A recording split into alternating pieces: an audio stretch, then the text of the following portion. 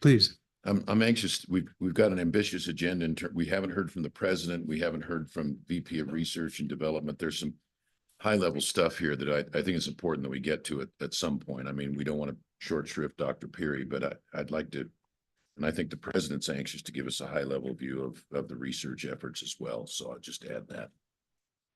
That's the working lunch. So, okay, please proceed. My apologies, Mr. Chairman. Summary, specifically, which part of my operation you want me to summarize? Well, first of all, if there's anything you would like to say about the questions in the tour or your process that you would like to express publicly with the committees. Thank you, Mr. Chairman. Yes. So once again, thank you very much for the time you put to the facility today. I really appreciate it. Maybe I can provide a short summary of the operations of IBA and provide you some updates of our latest developments in the center, and then of course happy to answer any questions you may have. So the center, as you notice, is very active in multiple areas of research, from oil and gas to hydrogen to CO2, both experimental and computational. Has a large number of corporate partnerships, as you noticed from some of the posters during the tour. The center is home to about 40 PhD students and postdoctoral research scientists. From over the years, we have had representation from 20 to 30 different countries. It's extremely international work environment. And we, in addition to the research we conduct, we have been quite active in conceiving IP, harvesting IP, protecting IP. We have one of the largest IP portfolios on campus. If I'm not mistaken, including the international ones, not just US international ones, we are talking about more than 100 that have been filed. I looked that up this morning, and these IPs have been the basis of two commercialization efforts, specifically two companies, DP Technologies and Digital Port Solutions. That I'm proud to say that they employ largely UW graduates that otherwise would leave town. And the companies have been, especially the first company, DP Technologies, that we officially started running it in 2017, has partnerships, not just nationally, but international partnerships, which is wonderful. And also now with the new spin-off, the Digital Port Solutions, we are able to provide bundle services, meaning both experimental and computational, that the corporate partners particularly they have been particularly interested in. Also, recently, three major corporate partnerships have been coming our way. That two of them, I believe, you are intimately aware of. A third one I'm going to talk about. First, Thermo Fisher Scientific Initiative. They approved $75 million for me to develop a 10-year project with them.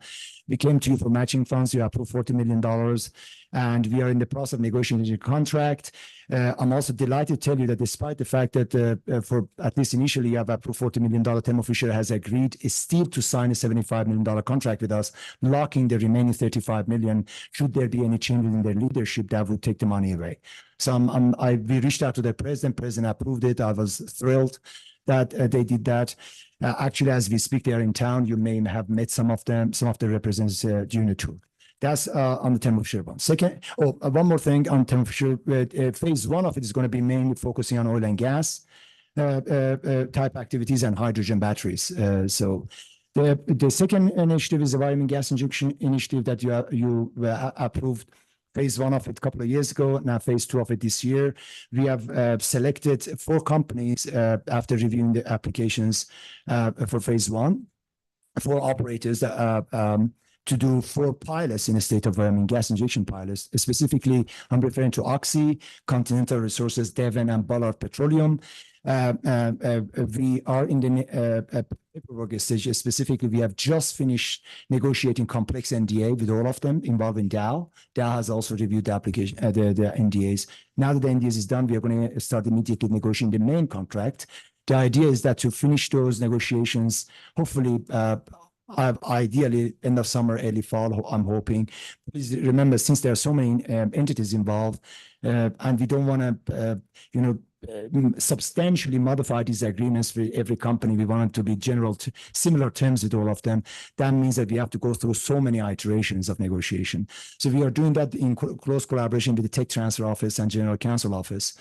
And then I'm hoping after we hopefully successfully complete negotiating the main agreements with operators, then I would go ahead and release the RFP, request for proposal for phase 2, soliciting applications for phase 2 of a gas injection initiative. So that's where we are with that. The third project that has just come our way, $30 million grant from a newer company called Aqua Energy. They would like to do $15 million research, $15 million technical services. The trustees is considering the $50 million research contract this week. The CEO of the company was present during tour earlier this morning. Mr. Mark Land, he was there. So I'm very excited about that also. So collectively, this, if you just count the Thermo Fisher and the Aqua Energy together, that's already $105 million just this year, corporate partnerships, not counting the oil and gas injection initiative part. If you count the oil and gas injection initiative part phase 1, that becomes $130 million. We have also been quite active in adding to our team by recruiting a new PhD students. Just since December of last year until now, I have received north of 60 applications directly, PhD students. I've been reviewing this. We have shortlisted them, and I'm hoping that in the next 2 semesters, I will be landing at least 10, 15 new PhD students adding to the program. And this semester alone, and I think just for you to know the size of it, this semester alone, by the end of May, I should say, semester is finishing by the end of May, we would have graduated at least 5 PhD students. That's at the PhD level is a quite large number. I'll stop, Mr. Chairman, and happy to answer additional questions. So questions for, please, Mr. Vice Chair. Mr. Chairman, I've got a question for Dr. Perry, and then I've got one maybe for Miss Evans, if you'd allow me. Dr. Perry, on, for example, the Dow Research Project, as you start doing those demonstration projects with the 4 customers, how long does it take before you'll really start seeing the results to be commercialized? Mr. Chairman, Representative Lawson, if maybe I can use an example from North Dakota as a basis to answer this question. In the case of North Dakota pilot that we have been doing with using funding from the Department of Energy, if I take out if I take the delay caused by pandemic, we had 2.5 years of delay that COVID pandemic introduced to this. And we started in 2019. So I think it took us building a full surface facility, the complex foam injection surface facility now in Bakken. That took approximately 2.5 to 3 years, but has been completed, and the gas has already been injected. So if the contracts are completed later this year, I would expect in the 2-3 years we will be in a position to inject the gas. In the case that everything has to be built from scratch, if the company already has some surface facility or something on the site that is going to reduce that time, that would be even better. I'll try, Mr. Chairman. Miss Evans, please. So, Miss Evans, in our LSO document on page 11, it gets into indirect costs. If you could kind of help us understand what indirect costs are for these funding options, and it appears that for the center, there's a different distribution formula than perhaps you have on another distribution. So if you just kind of walk us through that, and then it talks about in the distribution that 45% goes to the Perry Research Group, which I would assume would be different than Perry Technologies. So just kind of help us understand that, and then help us. There's about 15%. There's a couple of sinking funds, one for maintenance on the equipment, one for acquisition of new equipment. Help us understand the status of those sinking funds a little bit, if you can, and what the intended use is, and why those sinking funds are in place. Mr. Chairman, Representative Larson. So, and you will hear from Director Pradhan over here and Vice President Chitnis, who can probably answer some of your indirect cost questions better than I can.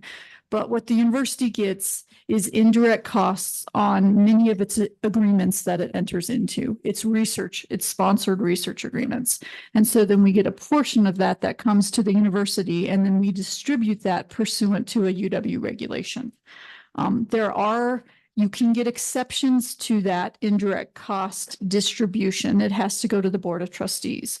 The Board of Trustees approved a different indirect cost distribution for the Peary Research Group several years ago. To answer your question about Peary Research Group, that is UW. So the Peary Research Group is solely UW. It's UW's researchers. It's Mohammed as a professor and as a director of the center. And so all the indirect costs stay in-house. None of them leave UW. None of them go to Peary Technologies. Indirect costs solely rest with UW. Oh, and the sinking funds. Please. Mr. Chair. So fortunately, actually, we came up with this structure. Dr. Peary asked for it, where we put some of those indirects into these sinking funds, which is really important because he has high dollar equipment. So the money, the indirects that come in, instead of going maybe centrally to Vice President Chitnis, they go to his high dollar equipment and they sit in this fund. I don't think there's very much in it right now, but in this acquisition and maintenance funds to repair some of these really high dollar and maintain these high dollar equipment. So again, they don't leave the university. We have lots of maintenance agreements we have to enter into, and they go to help defray the costs for those. Thank you. Thanks, Mr. Chairman. Mr. Chairman, Please. Dr. Peary, so when I'm explaining to my constituents why it's a good idea for us to generously fund your research, and thank you for the research you do, what can I tell my constituents about potential expected increases in, say, oil and gas production in Wyoming? Mr. Chairman, Representative Steve. What you can say is that now you have a world-leading Bruce Media Center that most of its capacity being used for oil and gas research. That Wyoming needs will have priority in the center. So this world-leading center is going to be used and has been used to develop solutions for recovery problems that we encounter in Wyoming reservoirs, right? If you didn't have this, let's see what would happen. You would have to go some other place. First of all, you wouldn't have a center like this. Secondly, you wouldn't have priority, right? And thirdly, there wouldn't be capacity and capability to look into Wyoming problems. While here at home, you have to my knowledge, the only one in the world, and you have a priority for us to look into your own problems and thereby develop technologies that perhaps it would increase the recovery from not just unconventional reservoirs through the Wyoming Gas Injection Initiative, but also many of the conventional reservoirs, oil and gas. So that's what I would say, and truly, that's a wonderful asset that I think you would have access to. But if I may, Mr. Chairman, very quickly I want to also add something to previous discussion regarding the overhead return. I find this fantastic, truly helpful when it comes to developing IP. Imagine you have a the research contract with a sponsor, cooperative sponsor. As Vice President Evans explained, you negotiate IP language there. Okay, but IP ownership, is it ours? Is our background IP? Is it theirs? Is it joint, and so on? Now, when there's overhead return like the one she just explained, the beauty of that is that if I do some research with that dollar that you return as overhead, any IP coming out of that would be 100% owned by university, with zero rights going to any of the sponsoring company, right? That's a wonderful attribute of the dollars returned to the researcher. So the researcher could use it without any of the IP rights going to a given sponsor. Go ahead, Mr. Vice Chair. Thank you. Ms. Evans, could I go back to the sinking funds there just a little bit? So are the sinking funds sufficient to take care of the maintenance now? And is the sinking fund for the acquisition, is that designed to replace existing equipment or to acquire expanded new equipment? Mr. Chair, Representative Larson, I may have Dr. Peary jump in here, but I do not think they are sufficient to cover the maintenance costs for those high dollar pieces of equipment. Again, it helps defray a little bit of it. And that's why we put so much of that. That's why we changed the distribution, was so more could go towards that instead of centrally to the university. It could go to that exact equipment. In terms of acquisition, and Dr. Peary could jump in here, it is to get new equipment that could help with all of the research that the university does. Mr. Chairman, Representative Larson. If I'm not mistaken, there was a white paper distributed for your review. There's an attachment where the percentage of the overhead has been listed. If you look there, the percentage that goes to the sinking funds is a rather small amount. If I'm not mistaken, about between 10 to 15%, 15%. So that is nowhere even, I mean, it's not even remotely close to what it costs to maintain and replace these instruments. So further questions? Professor Peary, I do have one question. Our discussions during the legislative session and earlier today, your overall goal, if you achieve 2 or 3% increase in production overall in conventional, unconventional plays in Wyoming, and if that, so theoretically that will happen within 5 to 10 years when that would start, correct? Yes, Mr. So approximately how much revenue would 2 or 3% increase bring just in state severance tax and collections? Do we know? Mr. Chairman, I have to get back to you on that. I don't have the numbers with me today. So I'm going to phone a friend. Mr. Richards, do you have an idea about that number? Mr. Chairman, if total state production increased on the order of 2%, that is approximately $16 to $17 million annually. So over a 10-year period, once production starts, that's 160 million additional tax revenues for our investment in this project, just on severance tax alone, not the work and the fact that we're actually opening plays that may not even be drilled or processed just because of the return. But is that a fair calculation? I mean, that's one of the things we need to know is just what are we going to get out of it? And that was part of, I think, the question from Senator Dockstader. Just direct dollars, not employees, not drilling rigs, not sales tax, not all those other components in addition to that. And Mr. Chairman, also the investment that these triggers from the oil companies that otherwise they wouldn't have invested in better pilots. Okay. Any other questions? Okay. Thank you very much. I think next on the list is President Seidel? All right, come on up. President Seidel and Tara, introductory comments. Okay. You never get to go away. Thank you, Mr. Chairman. I'm Ed Seidel, the president of the university. And first of all, I want to welcome you all to our beautiful campus. If you haven't been here before, I hope you've been impressed with what you see. And there's a lot more, the tip of the iceberg that you're just seeing today. I'm going to have with me my colleague, you already know, Vice President and General Counsel, Tara Evans. So if it's all right, I'd like to lead you through a kind of a zoom out of the university's focus here on energy and extraction and intellectual property and so on, and look at the whole university and where we're trying to take it. But first, I just want to make 2 comments about the prior discussion. First of all, I'm very proud of what we've accomplished here in energy. I have great admiration for what Mohammed Peary has built here over the years. It's incredible and it has a lot of impact. And when it comes to equipment that he has there that many of you saw today, I've been working closely with him and with our Vice President for Research and General Counsel, our Dean of Engineering, the School of Energy Resources, to make sure that we have very good access policies. In fact, there's a revision of that will be discussed tomorrow with the Board of Trustees. And when it comes to intellectual property and sharing of IP and such things, royalties, I really do think that we're on par with the best in the business. So I think we're in good state there.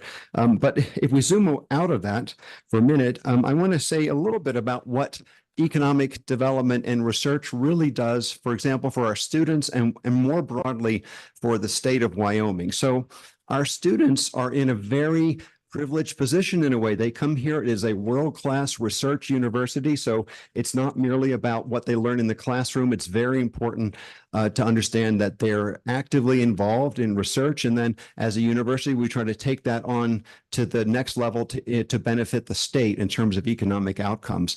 Our students, when we have grants, for example, that may come from either a sponsored research program of the company or, for example, from the National Science Foundation or Department of Energy, that typically pays some salaries for graduate students or involves undergraduates in the research experience that they really can't get other places. It pays for professors' salaries in part, for example, summer salaries. It buys equipment. It also, with indirect cost return, pays for staff across the university. So it helps us a lot in a lot of ways.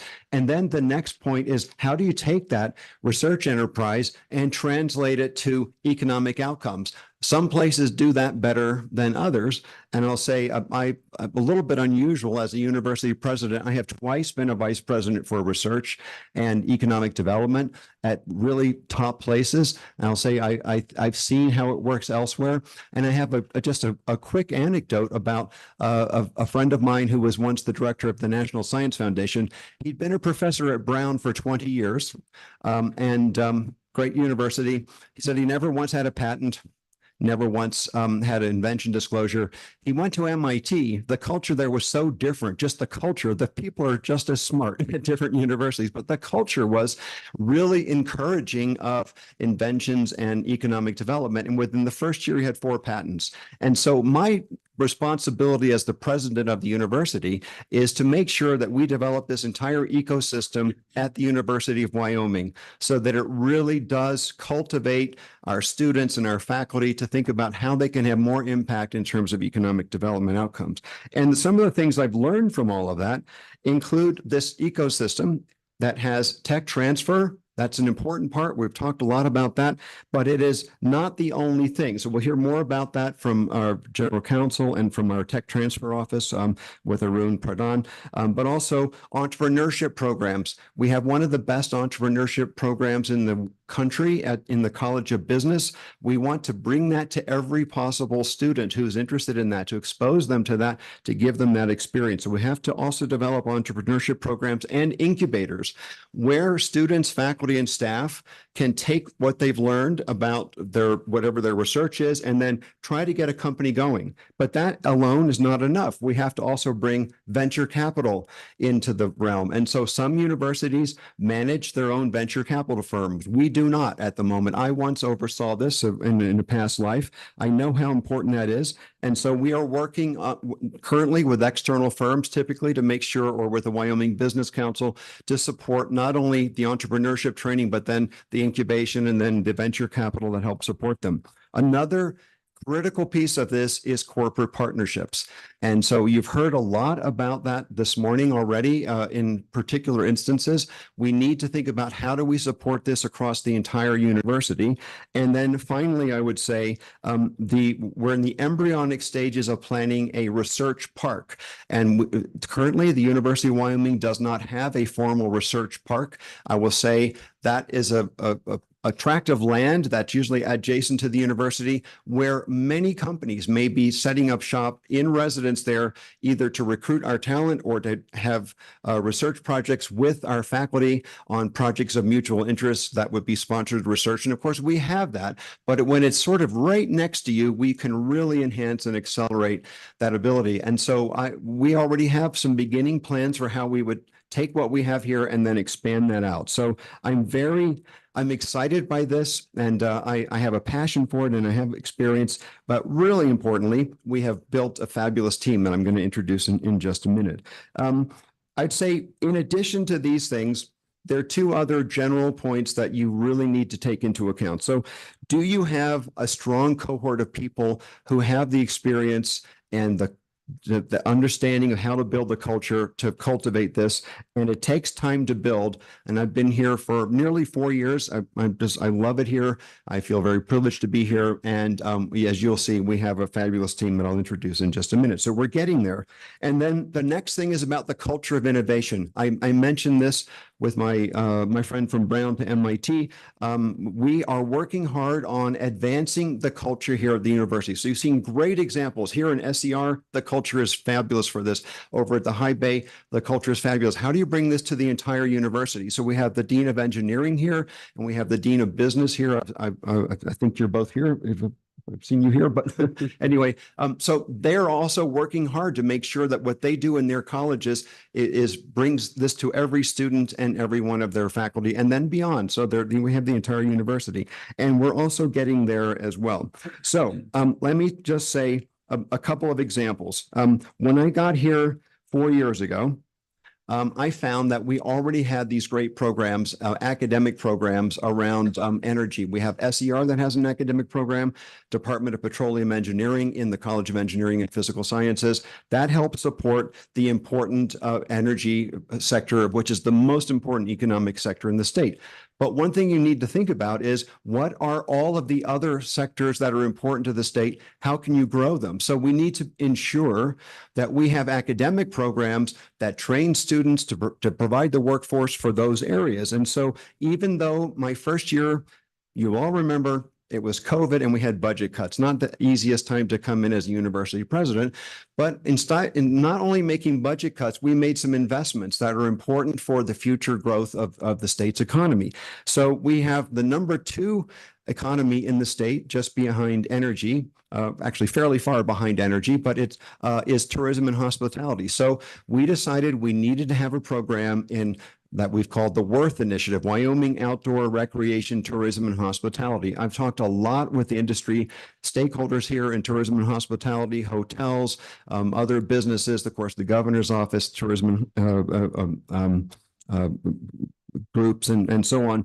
And so we decided we would invest, and we have in the last few years been building this program that's joint between the College of Business and the Haub School of Natural Resources and Environment. And it will be growing to help provide the workforce and the R&D to help support the growth of that industry. So that's one. Second one, of course, technology these days very often involves computing. Not always, but it's generally the main driver of new companies, entrepreneurship, and so on. So we created a School of Computing in collaboration with the College of Engineering that we're bringing to the entire university. And so that means, as of now, it is possible for any student at the university, starting this coming year, to minor in computing. If they're an English major or an engineering major or an agriculture major, they will be able to minor in that to get the skills they need. Now, that means get the skills they need for supplying the companies with the talent they need. I talk to a lot of companies.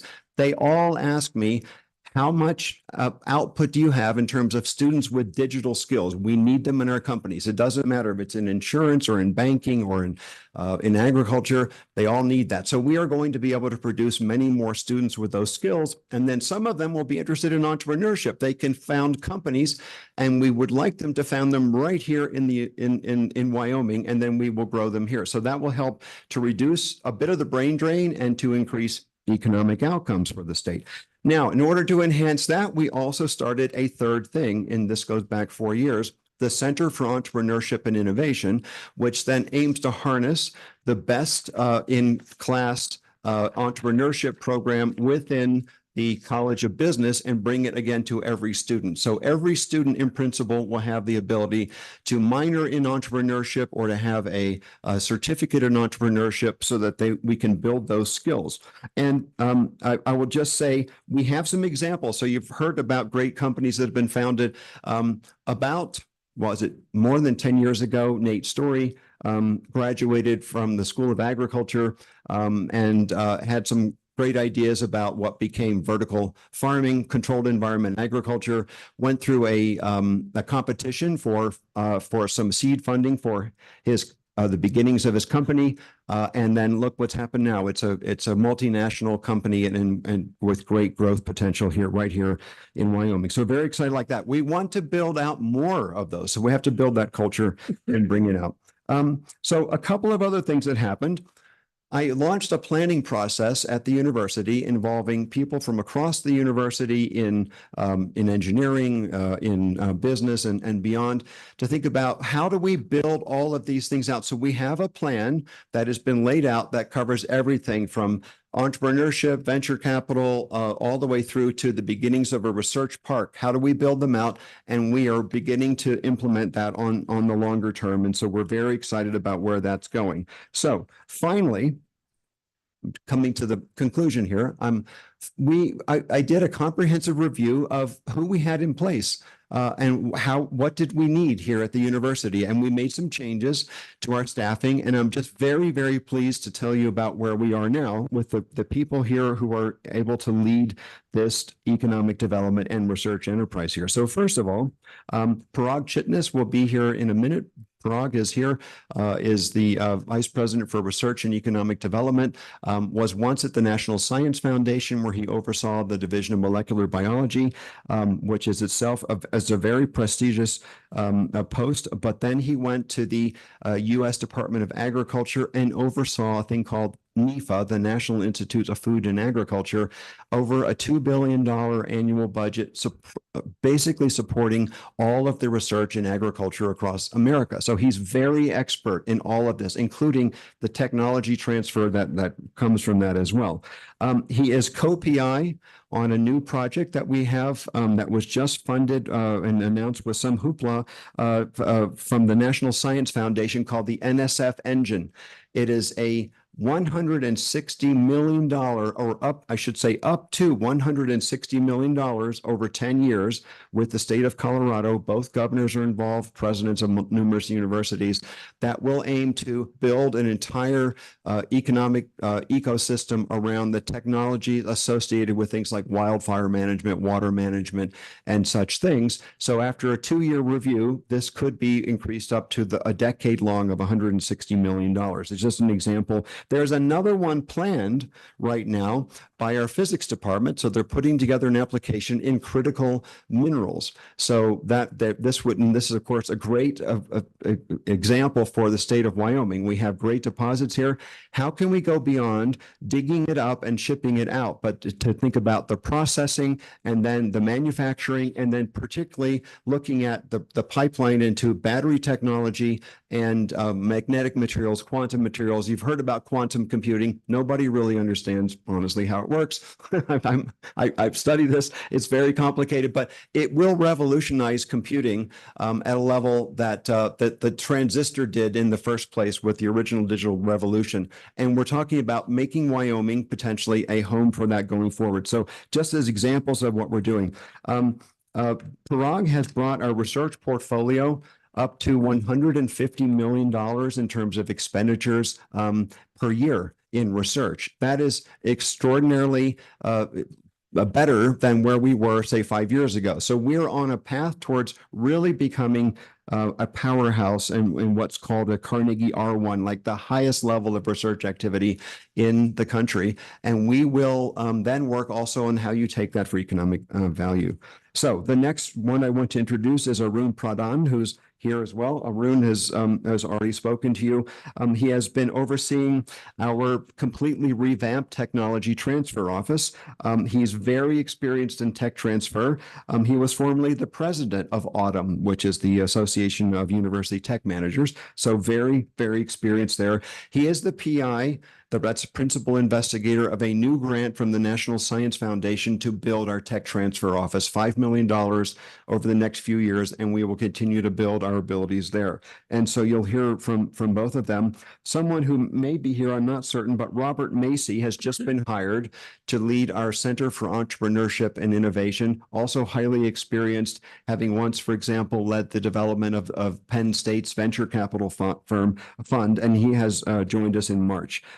And so just two others I want to say thank you to. Scott Bollier, who is our Dean of the College of Business, has been here with us for a couple of years. Really terrific, Scott. I saw him a minute ago here. As I said, oversees what was ranked as one of the best innovation programs in the country last year. And he is helping to support both the Worth Initiative that I mentioned for tourism and hospitality and the Center for Entrepreneurship and Innovation. And lastly, I just want to make sure to thank Holly Krutka, whose building we are sitting right now. You see right behind you, it says Energy Driven Economic Development for Wyoming. And it's incredible. We're so lucky to have her here in the helm of running this. It is growing like crazy, as all of these things are. I'm just really pleased where we've come in the last few years, and there's more to come. And I think there'll be broader and bigger investments by our university, and then outcomes to help impact the state's economy. Thank you. Mr. Co-Chair. Please. Thank you, President Seidel. I appreciate that. And I'd just like to I'd like to drill down a little bit deeper in terms of the entrepreneurial or the innovation ecosystem. And this is a conversation you and I have shared, but I wanted to kind of get caught up on where you are in terms of UW's ecosystem. And by way of background, is you helped me, you gave me an introduction to some folks at Carnegie Mellon University in Pittsburgh, one of the greatest research universities in the world. And I learned three things there. One is that, well, first of all, they want their professors staying on campus. They've got a great idea. They don't want them to leave. And so, and they want to, when they've got an idea, they want to surround them with entrepreneurial expertise so that can be commercialized to create jobs for Pittsburgh and benefit for the university. Right. So there were three things there that were notable. First, they said they standardized all their intellectual property and their transfer agreements. So a professor didn't have to, lawyer up and go into this long, protracted negotiations. They took out all the overreaching language. And part of that is they had a policy that was called 5% go in peace. In other words, they would never ask for more than 5% of a professor's idea. It would never go over that. And that was to reassure the professors that they could stay there and develop the idea. The second thing they had is they call it talent cycling, where a professor could go out, work for industry for a year or half time, come back without any loss of tenure position. And the third was this process of identifying the ideas that had commercial potential and then surrounding, the inventor who's good at inventing but not commercializing, right, with the business expertise to create a spinoff, to use Miss Evans. Where are we and that's just routine now at Carnegie Mellon and right, others. Where are we in terms of making that routine at the University of Wyoming? Well, we have made a lot of progress in this. And so we, as you've heard earlier, we currently have a 5% of ownership in a company from Peary, and that we have not made it like a complete uniform rule that it has to be just that, because we're also growing. Carnegie Mellon's very mature in this area, and so we want to have some flexibility. So we do have some negotiations on these things. They're not just standard boilerplate, but we want to do that so that we can make sure that we do the best thing for the professor and for the university and the state. So we have some flexibility, but we have templates for this, and General Counsel can talk more about that. On the idea of faculty being able to take leave, I don't know if currently, I think we do have that. I certainly am very, very supportive of that kind of an activity. And also on the other way, it's also quite common for universities to bring staff from faculty to be, say, what's called a professor of practice at the university. And we do have such things as well. So they can come in and spend time here. That would be enhanced as we built out the beginnings of a research park, where we actually would have, say, an office of, let's say, Yahoo or Google or something like that right next to the campus, where they would be able to then work and teach courses and such things. So those are quite common things. I'm very supportive of building that. And the last one was, about when you have faculty who have ideas, but they want to continue on and be professors, and they realize they have got good ideas, but they don't know how to build a company. You've got to surround yourself with management expertise. We're talking a lot about how to build that. Frankly, I'll just give you an example in my background. When I was in Champaign, Illinois, there's a fabulous business school, East College of Business, and a fabulous engineering school there. We felt we did not have enough management talent. So we had to work with people in Chicago where there was much more of it. So that is an issue for us. We have expertise, but we don't have necessarily the sort of the number of people with that kind of expertise here. So we're going to have to work on how to partner with perhaps some urban areas, perhaps with Denver, Salt Lake City, and so on, to enhance our ability for management talent here. But these are things we think a lot about. Okay, thank you. Appreciate it. Everyone. Please. Thank you, Mr. Mr. Chairman. Thank you, President Seidel. I know this is a little off topic, but I'd be remiss since you're sitting right there. And I do have a question. Last week, our Select Committee on Tribal Relations met in Fort Washakie, and one of our topics is higher education and access to it. And we heard from both of our tribes, I think there's a lot of conversation about how we make it more affordable. CWC gave us a really great presentation on some of the initiatives they're developing. But I think that more work needs to be done with the University of Wyoming, the legislature, and our tribal partners. So happy to take any updates or thoughts you might have on that topic. But at the very least, we'll be asking to meet either with you or the Board of Trustees to see if we can find better ways of utilizing and maybe growing the Chief Washakie Endowment, the Northern Arapaho Endowment. But when we're talking about economic development, I mean, we're talking about really exciting things happening for the state of Wyoming. I just want to make sure we're not forgetting and leaving behind some other critical communities in our state, which includes the reservation. Thank you, Mr. Chair, and Senator Ellis. I so appreciate those comments. I'm eager to continue those discussions. I meet regularly with different groups from the tribes. James Trosper, you may know, is a special advisor to the president. I meet with him every month. But it's not just limited to that. As you know, we have a Native American Cultural Center that's, I think, generally flourishing. I make regular trips to the reservations. We held a tourism and hospitality summit on the reservation just to talk about how to grow the economy around that kind of a direction up and around the Riverton area and Wind River and so on. So we're very much interested in this. I've met with a number of students in particular who have been studying what are the best practices of universities in our region when it comes to supporting Native American education programs. And I'm quite aware of what's going on around the country and quite happy to continue that discussion. Okay, further questions? Seeing none, who's up next? Ms. Evans, is it you again?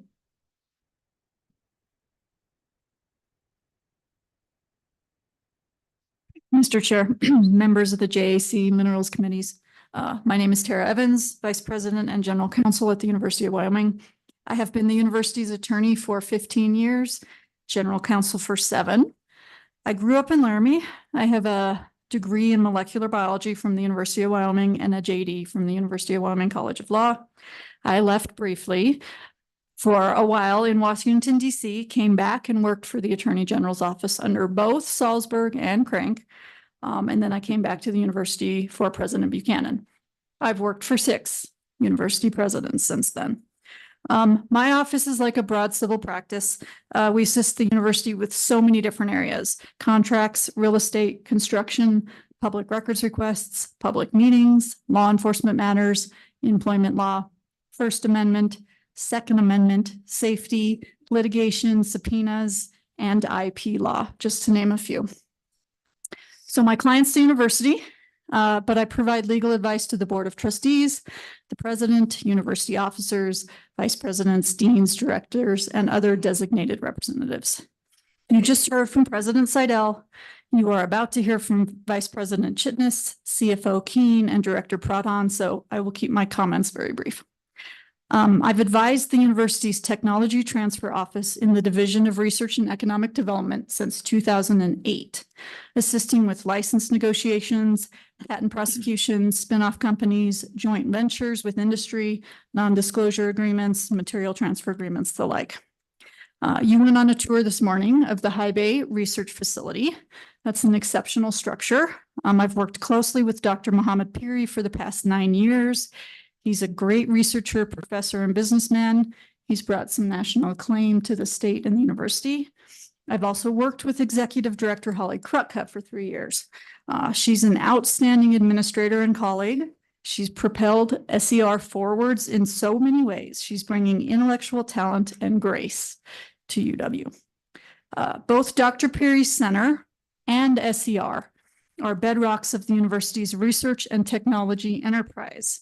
I'm thankful and excited I get to continue to help them partner together on innovation and technologies that are critical to the state of Wyoming. As you probably know from the background materials, the TTO office was started in 1999 through a collaboration between UW and the Wyoming Business Council. It's had approximately 6 directors. So the office has been lean over the years, but it has made tremendous progress in assisting inventors with making the university's technology and innovation available to the public. We have a large number of invention disclosures each year, including in areas like controlled environment agriculture, carbon capture, medical devices, rare earth elements, ice detection, coal gasification, coal-derived products, virtual reality, water flooding, and pain therapy. But we can do better. We can do better at creating synergies across campus, helping bridge the valley of death, which means actually getting our technology and inventions ready for the market and for commercialization. And we can do better at wrapping our arms around young Wyoming businesses, creating the ecosystem that President Seidel mentioned. The university has a modest royalty income stream. We own equity in several companies, but we barely cover costs with that. Through new leadership in TTO, I'm confident we will be maximizing this over time. I'm still waiting for UW's Gatorade. Royalties eclipsed 1 billion in 2015. Go Gators. So I'm extremely excited about our new director, Arun Pradhan. He brings a wealth of experience with him and will move TTO forward quickly and efficiently, especially in areas of interest to the state of Wyoming and its people. I want to give a shout out to outside IP counsel Brooks Teeting. He's in the audience. He works for Patterson and Sheridan in Houston. He has a degree in biology with a minor in chemistry. He specializes in patent preparation and protection. His practice areas include biotechnology and pharmaceuticals, chemical, clean technologies, complex software and IT, electronics and semiconductor technologies, industrial products, and nanotechnology. He has worked with UW as IP counsel since 2012 and has handled over 120 unique patent matters for UW technologies, ranging from enhanced oil and gas production, carbon sequestration, materials engineering, computer software, consumer products, and biomedical technologies. Please take a moment to grab him in between sessions and talk to him. As you know, part of technology transfer is collaborating with UW inventors and industry to create what we call spin-off companies. We've had over 30 spin-off companies since 1999 and currently have 10 that are active, including Dr. Perry's company, Perry Technologies, which you toured this morning. We also have Magnesis Corporation, Cell Drop Biosciences, Blue Sky Group, NYO, Glycobac, MKS Technology, Link Tomics, Algae Bioservices, Plenty, and Sofray. We are currently in conversations with several other UW startups for licensing opportunities. Plenty, as you know, is an amazing success story. The university is continuing to work with that homegrown company on controlled environment agriculture, proposals to partner in plant sciences, process engineering, business and finance, computing, and hardware and software engineering. All of these spin-off companies have provided incredible experiences for students, both undergraduates and graduate, and they continue to bring jobs to Wyoming. They show the innovative prowess of our students, our faculty, and our researchers. In conclusion, I just want to emphasize that UW has a strong structure in place to catalyze research and development, but we can always do better. Hot topics right now in the TTO sector are materials engineering, carbon capture and utilization, hydrogen economy technologies, fluid filtration and material properties modulation technologies.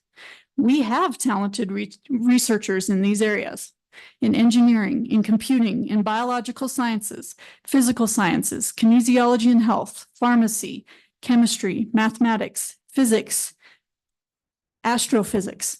Now we just need to give them the tools to flourish and succeed at technology transfer and commercialization. With the assistance of President Seidel and Vice President Chitness and the generous support from you, I really think that we can be one of the best research and technology transfer universities for our size. Most importantly, the university can continue to emphasize its importance to the people of Wyoming and help to propel its small businesses and economy forward. Thank you, Mr. Chair. Thank you. Questions? Who's down there? Let's see. Go ahead. Thank you, Mr. Chairman. Counselor, you mentioned some of the names of these folks that have been specific spinoffs of SCR, but my question is this, and correct me if I'm wrong, the foundation also has equity positions in quite a few other startups as well, correct? And if so, can you elaborate a little bit on that? Mr. Chair, to clarify your question, the UW Foundation? Mr. Chairman, yes, that's correct. I mean, I know they kind of have a little bit of a VC style approach to investing in some of these startups, specifically their focus around Wyoming. I was wondering if you could elaborate a little bit on that. Mr. Chair, thank you for the question. So yes, the University of Wyoming can't actually hold any equity. So when we negotiate for equity in these companies, we actually have the UW Foundation hold them. So the UW Foundation holds for us equity in several different companies right now. They manage it for us as the partner. They also probably hold equity in other companies as well. That is different from the University of Wyoming. They do have a industry corporation group that works to bring in industry. They help to bring money for startup companies. We can't give money to startup companies, right? We're the University of Wyoming, constitutionally established entity of the state of Wyoming, beholden to the taxpayers. We cannot do that. But we can use our money to get our market ready for commercialization. What happens is we have a lot of raw technology at the university. All universities have this. It's not quite ready. That person out there that wants to buy it doesn't want what we have because it's not marketable yet. So we need to spend our money to get it there. Then the foundation comes into place, right? Their startup and their angel ventures, and they say, okay, now we're going to get that company up and running. So we need to partner together to spend the state money on getting our tech ready and then getting those young companies that you guys mentioned out into the marketplace. What they don't have are lawyers, right? They don't have lawyers and they can't spend $800 an hour on them. They don't have maybe the business acumen. We have an Impact 307 unit. We have many different units on campus that can wrap their arms around them. We maybe need to coordinate them a little better, but we have those tools. We just need to help get those companies up and running. Mr. Chairman, follow up, but I guess my question was, I know outside of the SCR, startups, can you elaborate on some of the additional ones that the foundation, again, the foundation has equity positions in that are Wyoming companies? Mr. Chair, sorry if I did not answer your question. So I don't think we actually have any startup companies with SCR at the moment, although we're in works with some of them. The ones I mentioned, I think Plenty's one of them, Glycobac and those other ones. I will have to defer to others on what they actually do. I could talk a little bit about Plenty, right? They have the controlled vertical towers that they sell. They just came up with the towers themselves. They then partnered with a California company, Plenty, to bring the produce to the towers, right? And then we get royalties off of that stream, and so does the state of Wyoming. So I think I'm not answering your question, but we have several companies that the foundation has equity in. I just don't know that many details about them. So, Mr. Chairman, Ms. Evans, it looks like the university will be receiving $6 million grant from the NSF's Accelerating Research Translation Program. What do you plan to spend the money on? Mr. Chair, I would have to ask the Director Prodhan to come up and answer that question.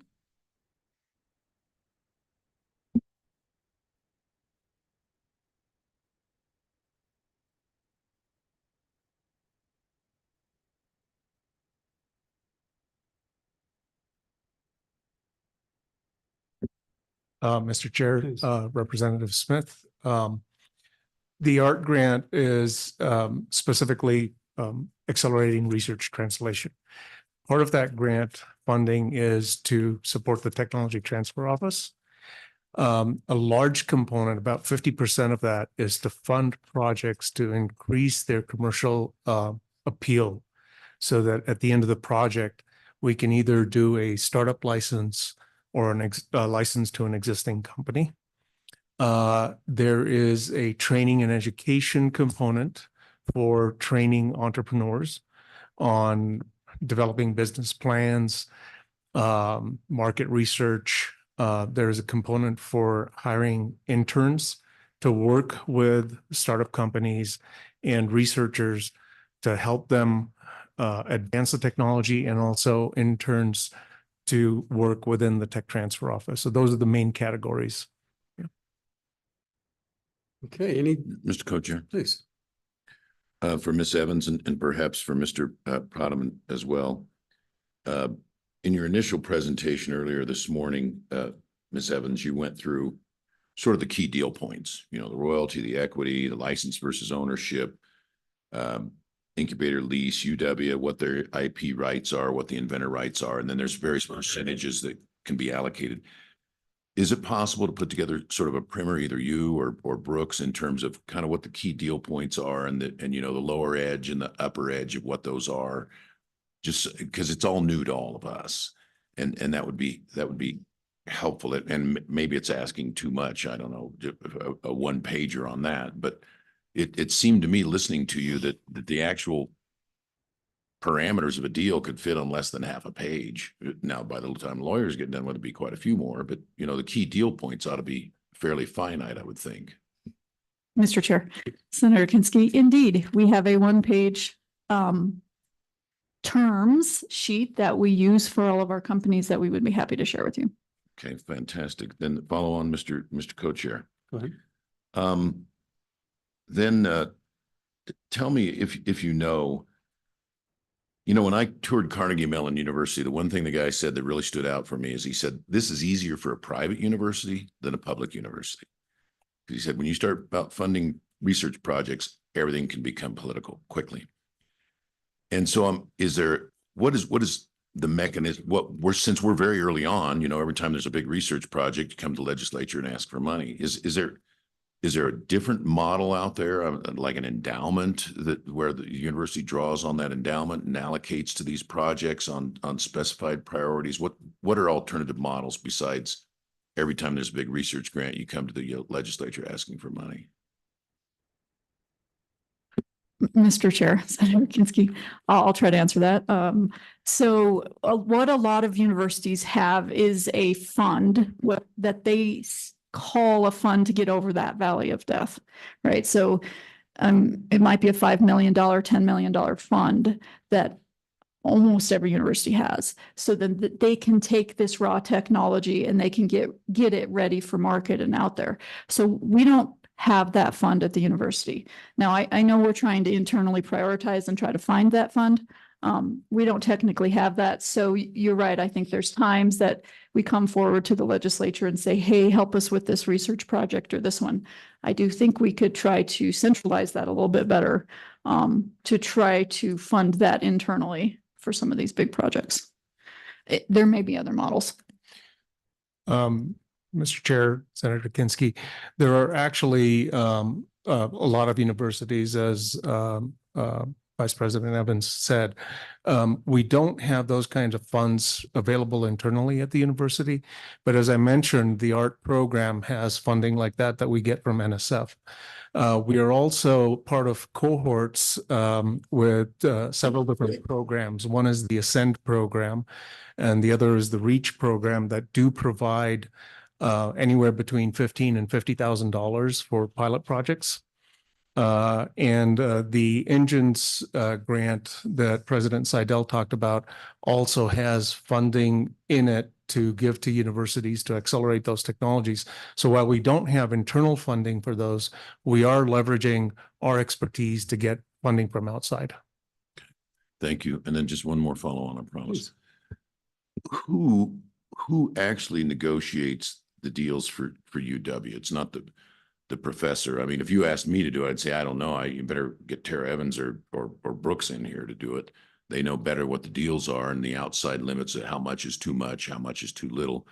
There was earlier mention that Lori Nichols had negotiated a percentage. I don't know what her background is. Maybe she was well suited to that work, or maybe it should have been delegated to somebody like Mr. Prod. And who actually sits down at the table and negotiates the best possible deal for the university and for Wyoming. Mr. Chair. So it's so complex being the attorney for the University of Wyoming. I have many different people I work for. Ultimately, that would be the Board of Trustees. They have delegated that to the president of the university. I think in certain deals that are high visibility, the president doesn't get involved in the negotiations, but usually they designate it to the vice president for research and the director of tech transfer to work through those negotiations. Again, this wasn't always in place, but several years ago, the board directed that we had to have a term sheet. And that if we were outside of that term sheet, we had to go to them. So now we have a term sheet. You'll be receiving that soon, Senator Kinski. And if we kind of fall outside of those ranges, then we have to go to the board. If not, then Director Pradhan and Vice President Chitnis have the authority to negotiate these deals. And could you send us the policy that goes along with the term sheet that says if you're outside the term sheet, here's the next step? I can do that, yes. All right, thank you. Thank you, Mr. Co-Chair. Any other further questions for Ms. Evans? All right, thank you very much for your testimony. So is the working lunch available, or what's the process? It's out there. It's all set up. So as we proceed, if anyone wants to get up and take turns grabbing their lunch, please do, but we'll continue because we're behind schedule and we've got a long ways to go still. So with that, next up is Alex Keene. Is he gonna be doing that? Or Mr. Chairman.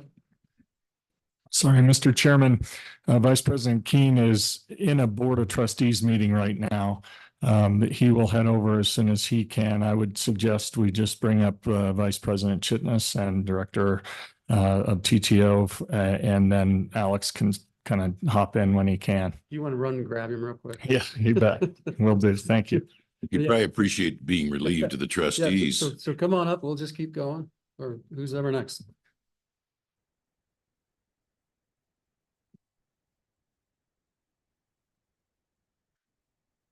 That term sheet will be interesting to see. It'll be revelatory.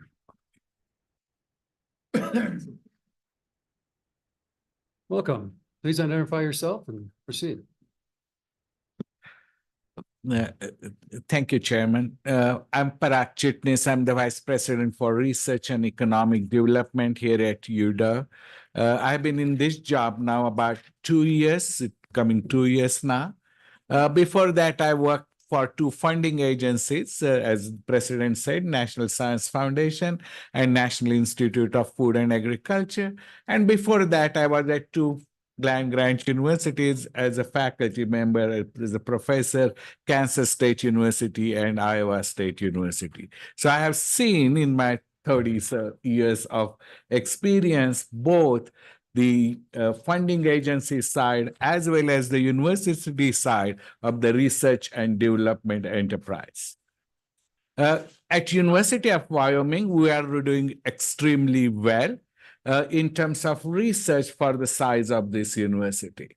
In 2023, when the president said we had $150 million of research expenditures per student basis, there as much as research expenditures at Iowa State University, where I was, or University of Illinois, Urbana-Champaign, where the president was before. So we are doing well in terms of giving research experience to our undergraduate students, the environment, which is highly research intensive. What I think we are doing and emphasizing is Wyoming relevant, nationally competitive, and internationally, globally preeminent research here at University of Wyoming. Researchers that in the COI FPM, as well as in School of Energy Resources, really exemplify this particular kind of ethos. This is Wyoming relevant research, nationally competitive in getting grants from DOE or industry, and internationally known. And that's why companies across the world want to come here to work with our researchers. Just an overview of what Research and Economic Development Division does. This division has has 21 units that kind of report up to Vice President of Research and Economic Development. Some of them are service units. They help people prepare applications, or they submit applications, research compliance.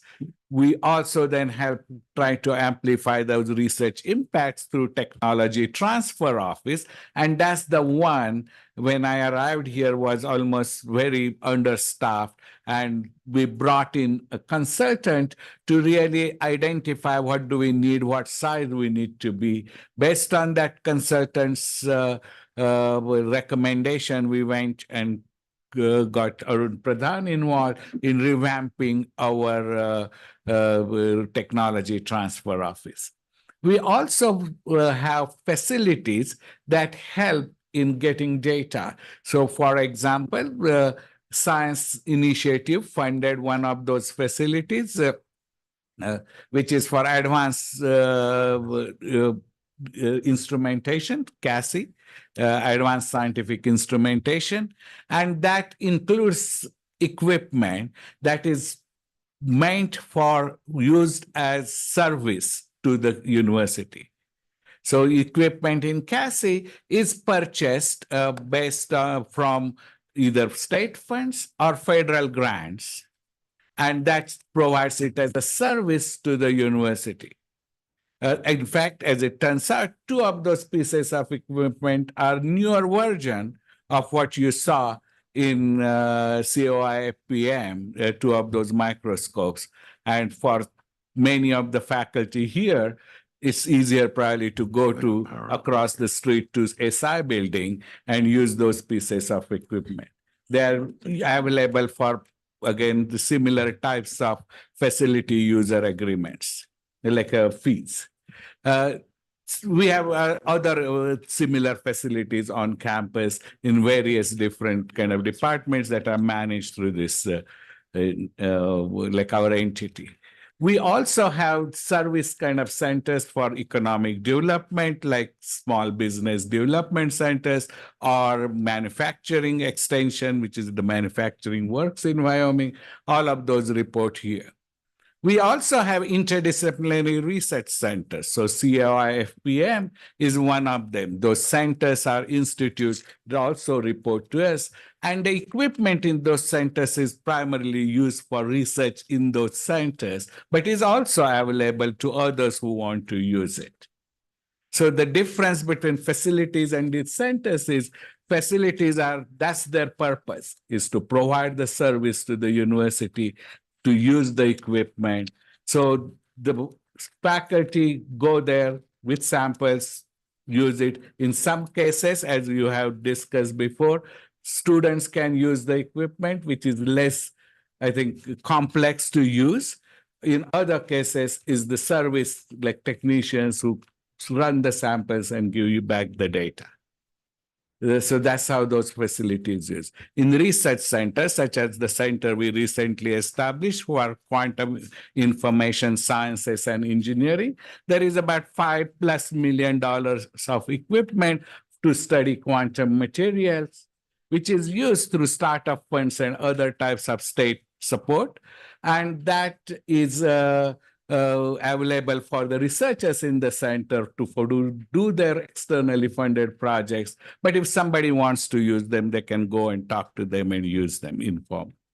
So that's how those work. The budget for all these operations primarily comes from indirect costs. More than half of our budget is from indirect costs. Only about 15% of the budget comes from the block grant. And there is some directed designated funds like the ones coming for SI that are specifically for SI, or NCAR Wyoming Supercomputer Center funds are specifically for those funds. But bulk of our operating expenses are from indirect costs. In addition, then we get grants for something like art grant we just talked, or there are several of these centers and they're extramural funded large grants, some of them as large as like $4 or $5 million a year. And that's what I think the research is actually conducted in those centers. So this is kind of a general overview. Let me focus on indirect costs because there were some questions about that. So indirect costs are what are negotiated with one of the federal agencies as cost of doing research projects at the university that we can't assign to a specific project. So it is this pre-award services or post-award management, accounting people. We can't really hire one person for each grant. So that's what is collectively used. And so it is determined through negotiations with the federal agency. Currently, university has 44.5% on research grants that is done on campus. From state grants, state agencies giving us grant, we charge 20% indirect costs. So the overall research that we do, the effective rate is much lower than 45.5 because in some grants we get indirect costs, but we also have to give some matching funds to those projects. When we look at how this money is distributed and which center gets what type of money, we look at how much support do they have through state dollars. For example, the ones in Science Initiative, there is state who are generous to give annually a $4.75 million to provide support for activities through Science Initiative. So they don't have as much need of indirect costs except for building managers and those kinds of things as other centers where they are primarily dependent on grant funding. And in those cases, either from corporations or federal agencies, we need to, those which report to us, we need to put more indirect cost money to support the administrative structure, accountants to do all the accounting, compliance, lab safety, or whatever the reason costs may be. So it differs based on the needs where the funding is coming from of all these research centers or facilities that are operated and worked under us. So this is kind of a general overview I wanted to give you. And then for more detailed budget questions, some I can answer, but others we could potentially get Alex back as soon as he's out of the Board of Trustees meeting, and then could answer them later in the day. And then I'll now go to Arun for overview of tech transfer and what he has been doing. We have been fortunate to have him. Mr. Chairman. Go ahead. Mr. Chitnis, perhaps you can help me with a couple of the handouts. When I read the numbers and then I realize I don't understand it, then I have a question.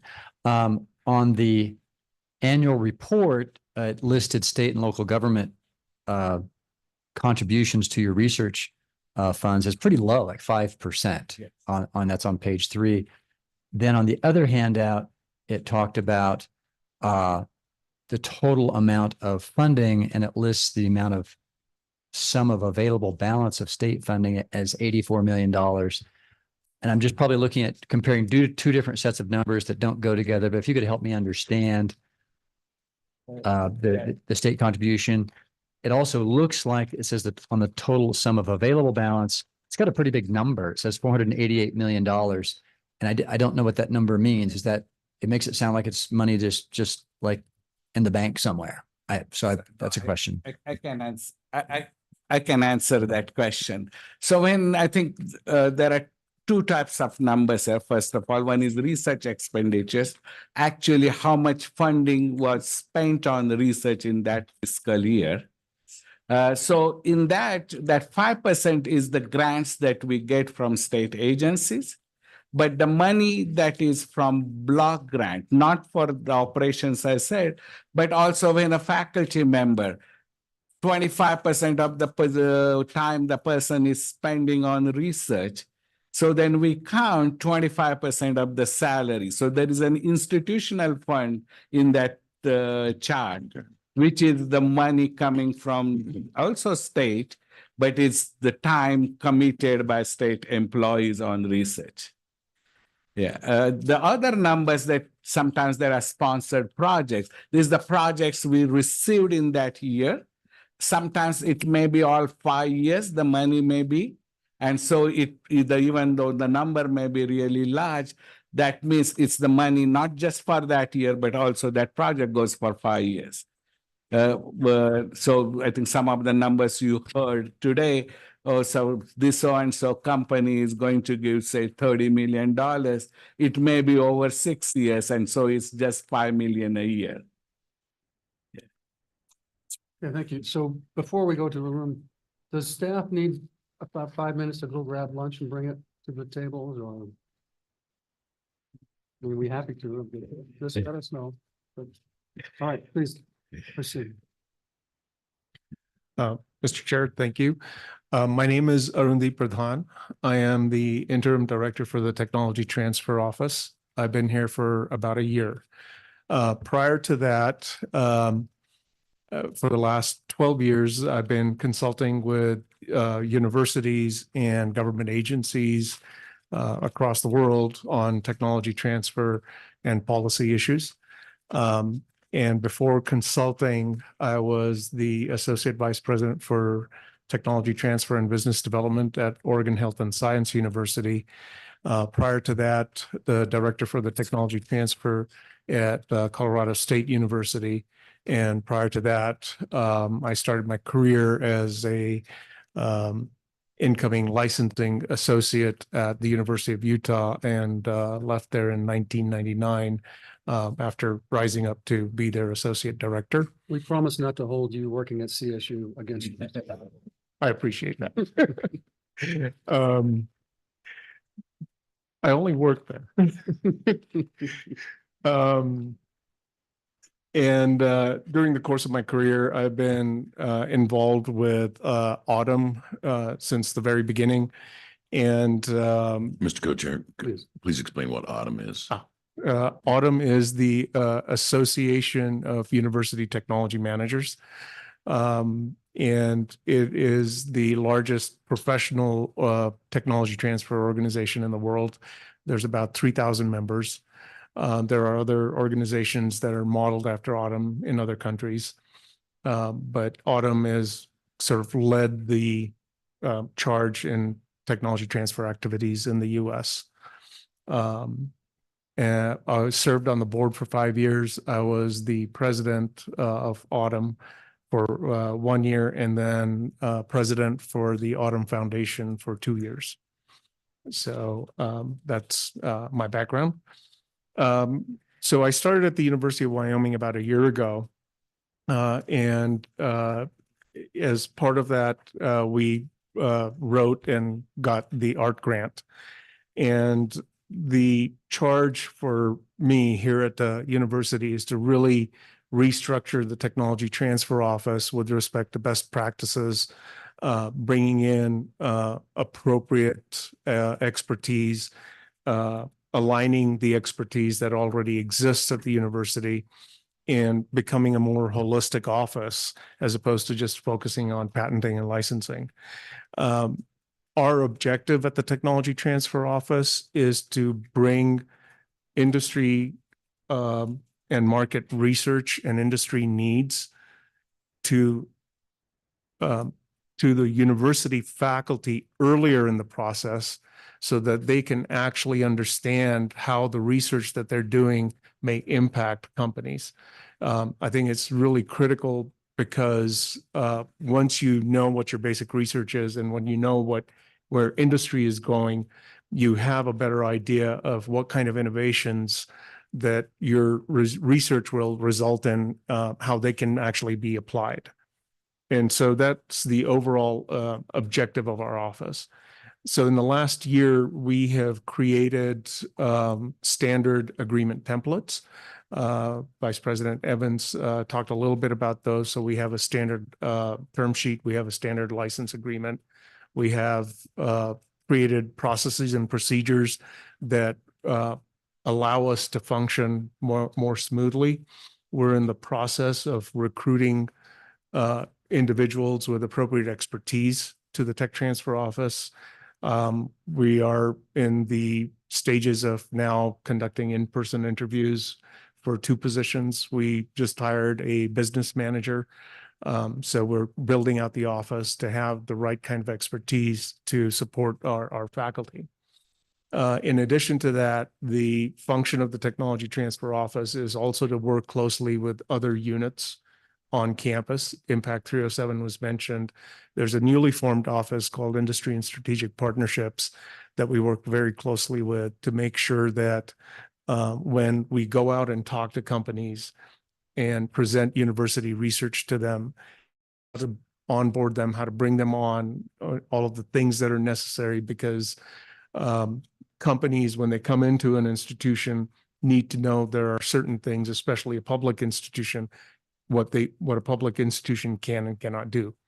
And so there is an education curve that's involved, which we participate in.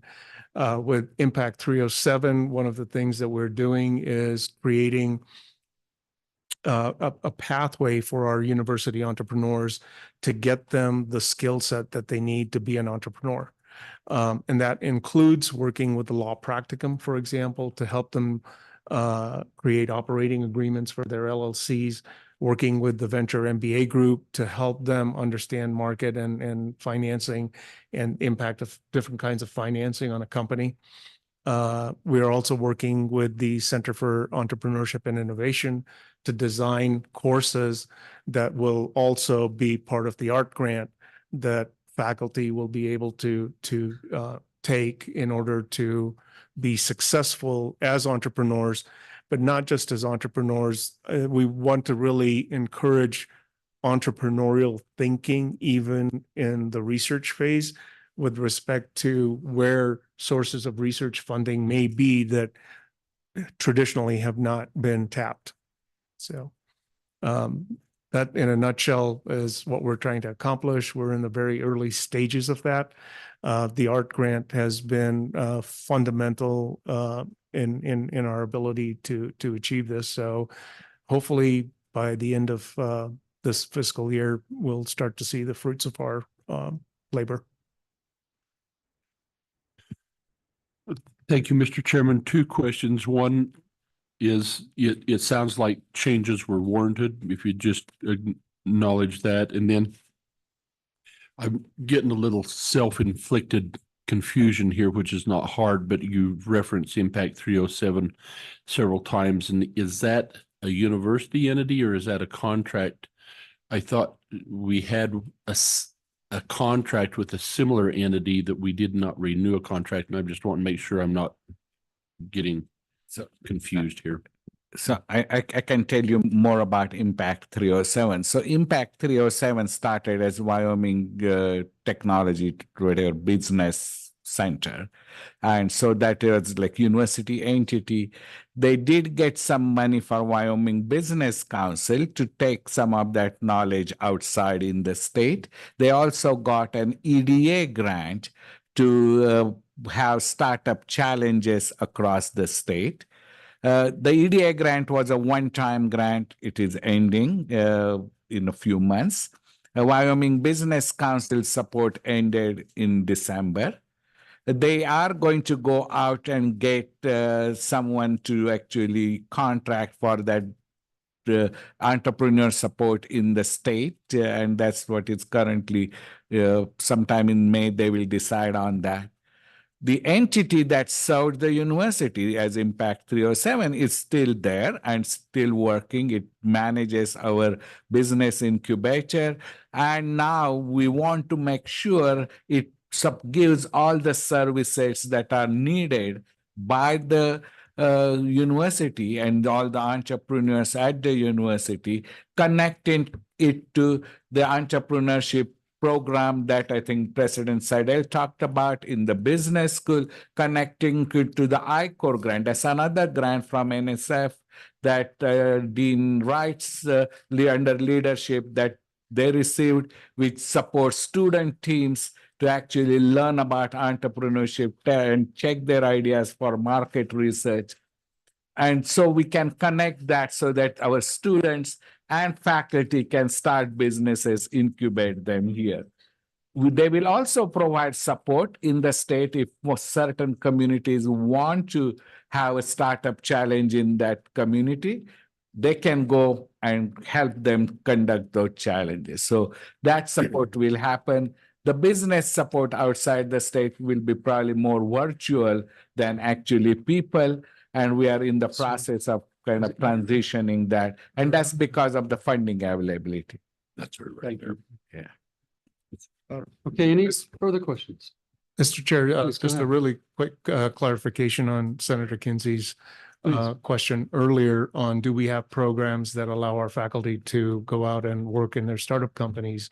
And we do have sabbaticals that allow that. We currently have 2 faculty members who are on sabbatical and working with their startup companies, Michael Uranowitz, who works at Cowboy Cleanfields, and Erica Belmont. I can't remember the company name, but they're working with their startup company. So we do actively support that.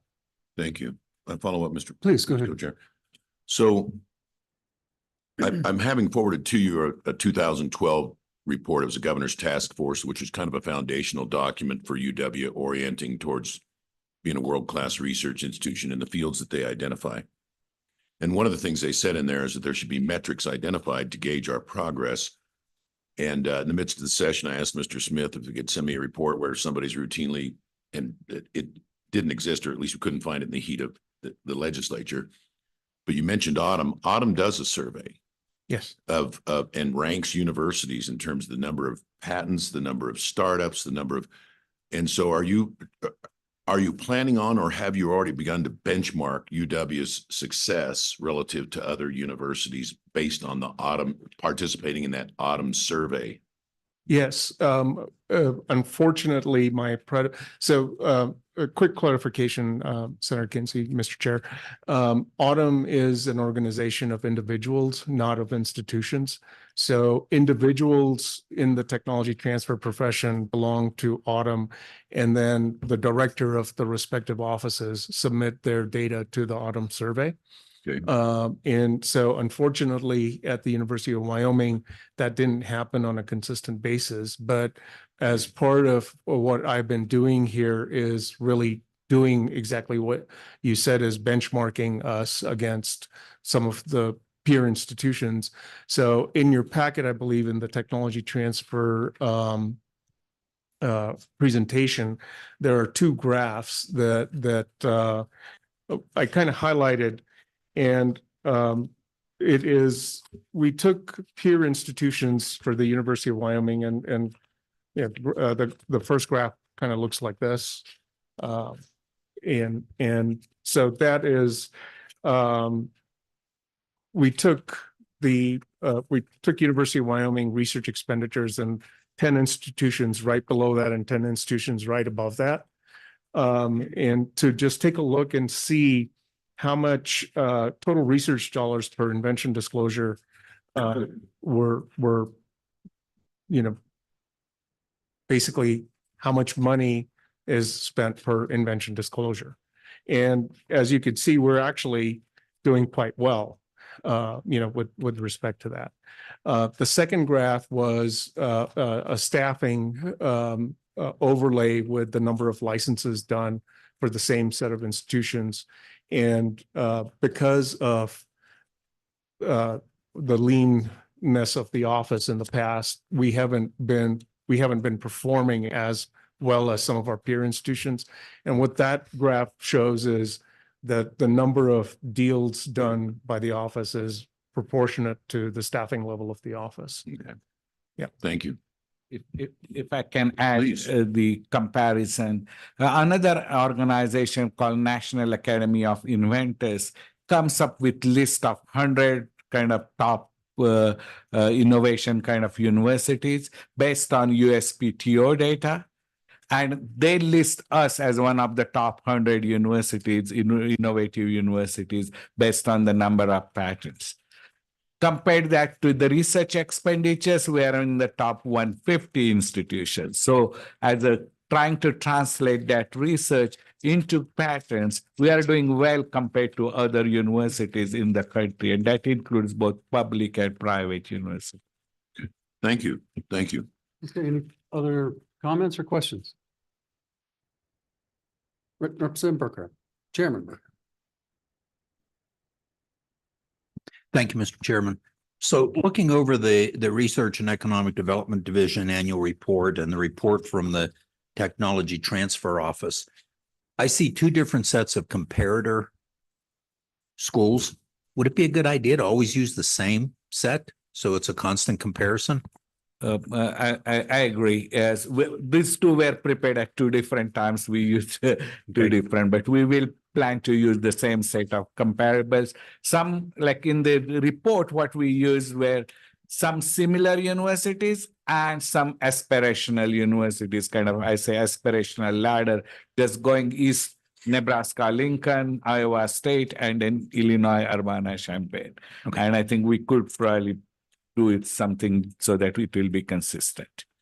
Follow up, Mr. Chairman. Go ahead. So if you have a choice, I'd recommend only using the really good ones. We don't want to compare ourselves to the poor ones.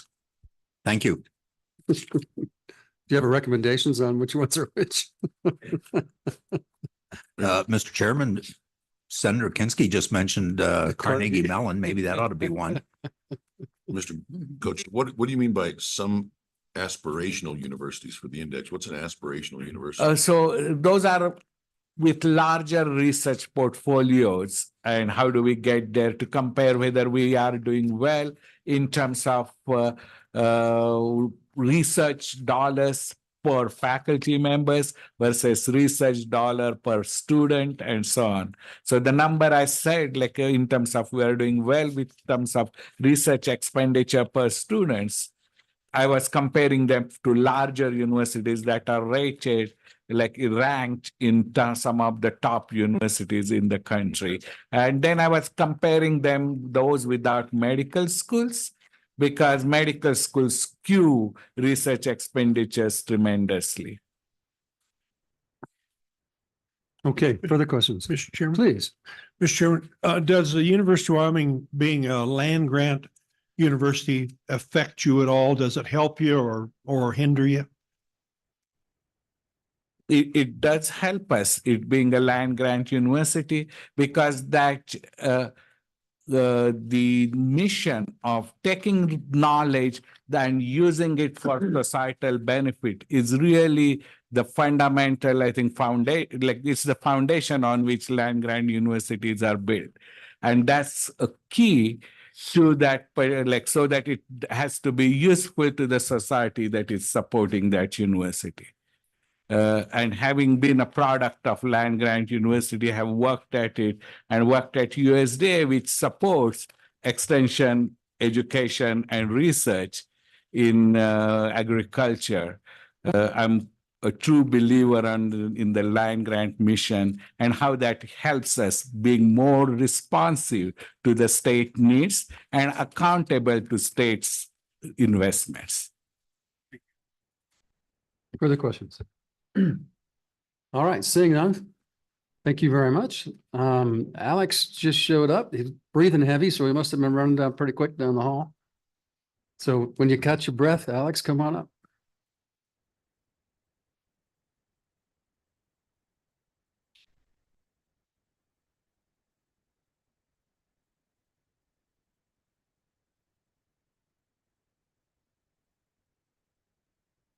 Okay, please proceed.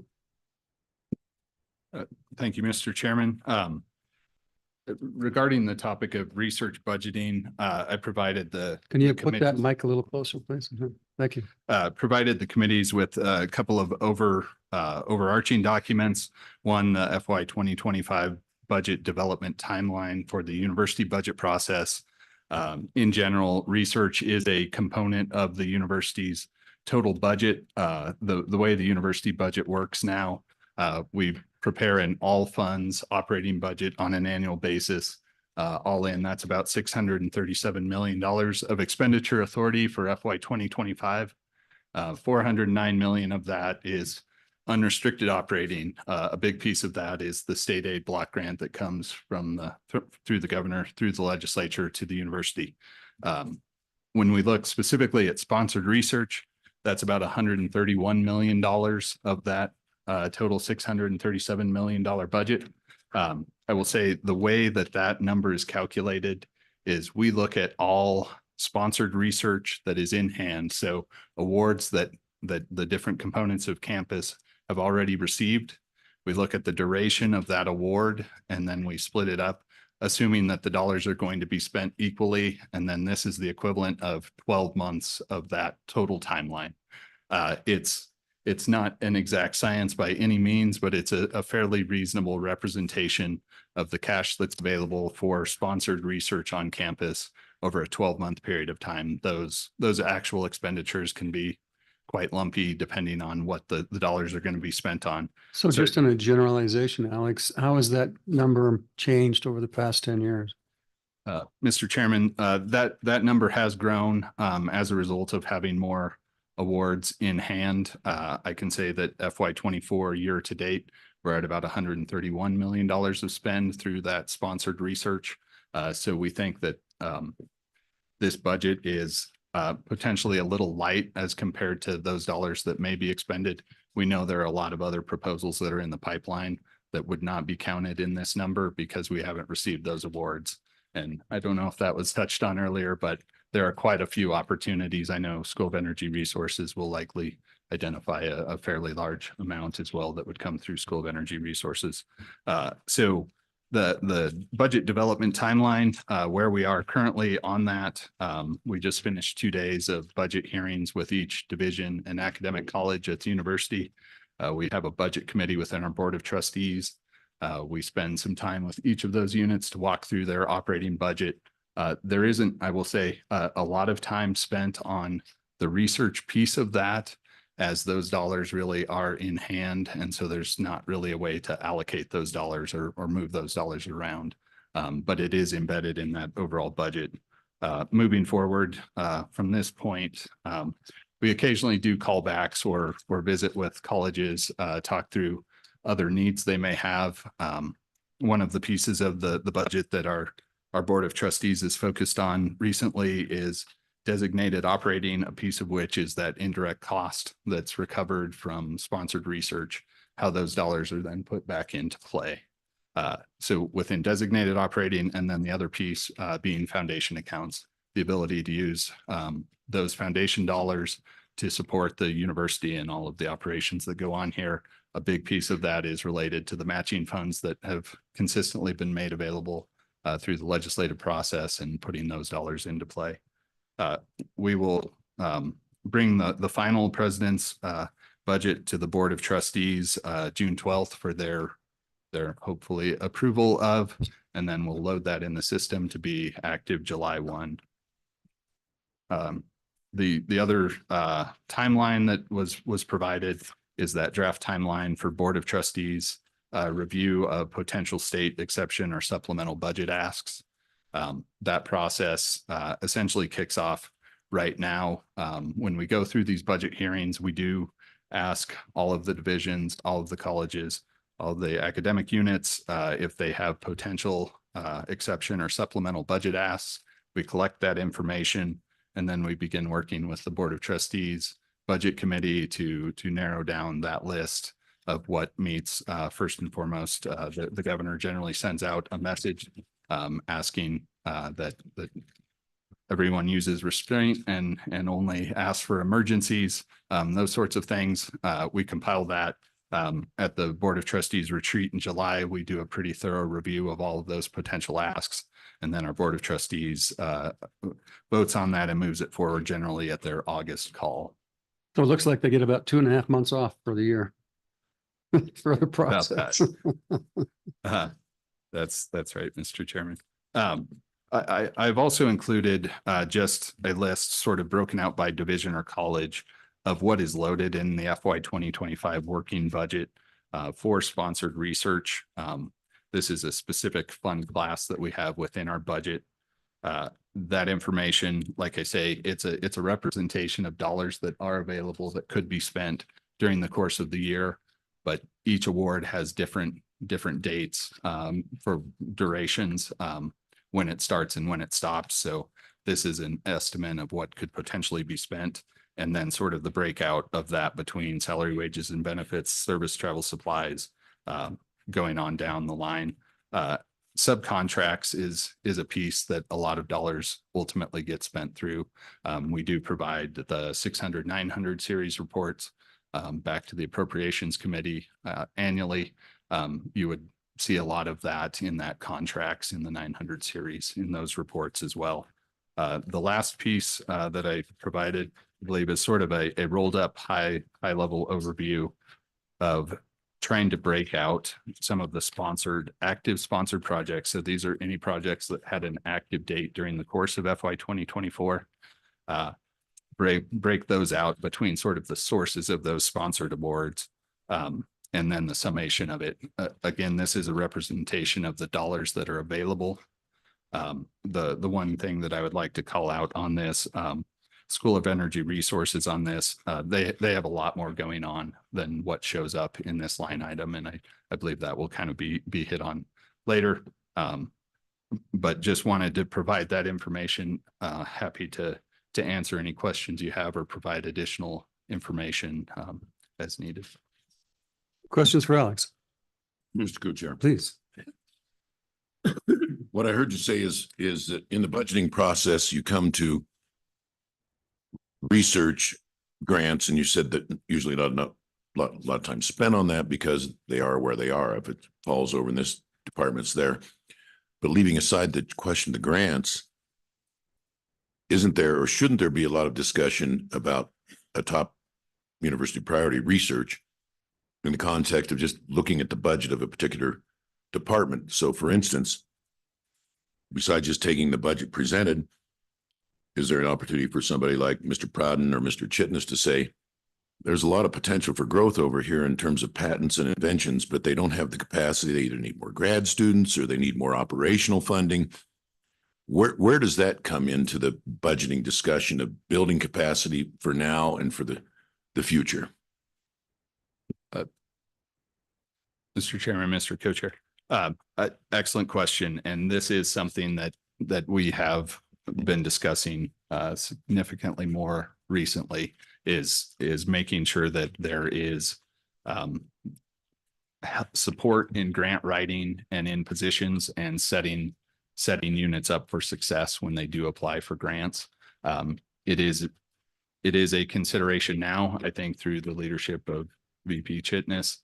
There's much more emphasis on this. Again, sort of going back to how are the indirect cost dollars, how are those spent when they're returned back out to the colleges?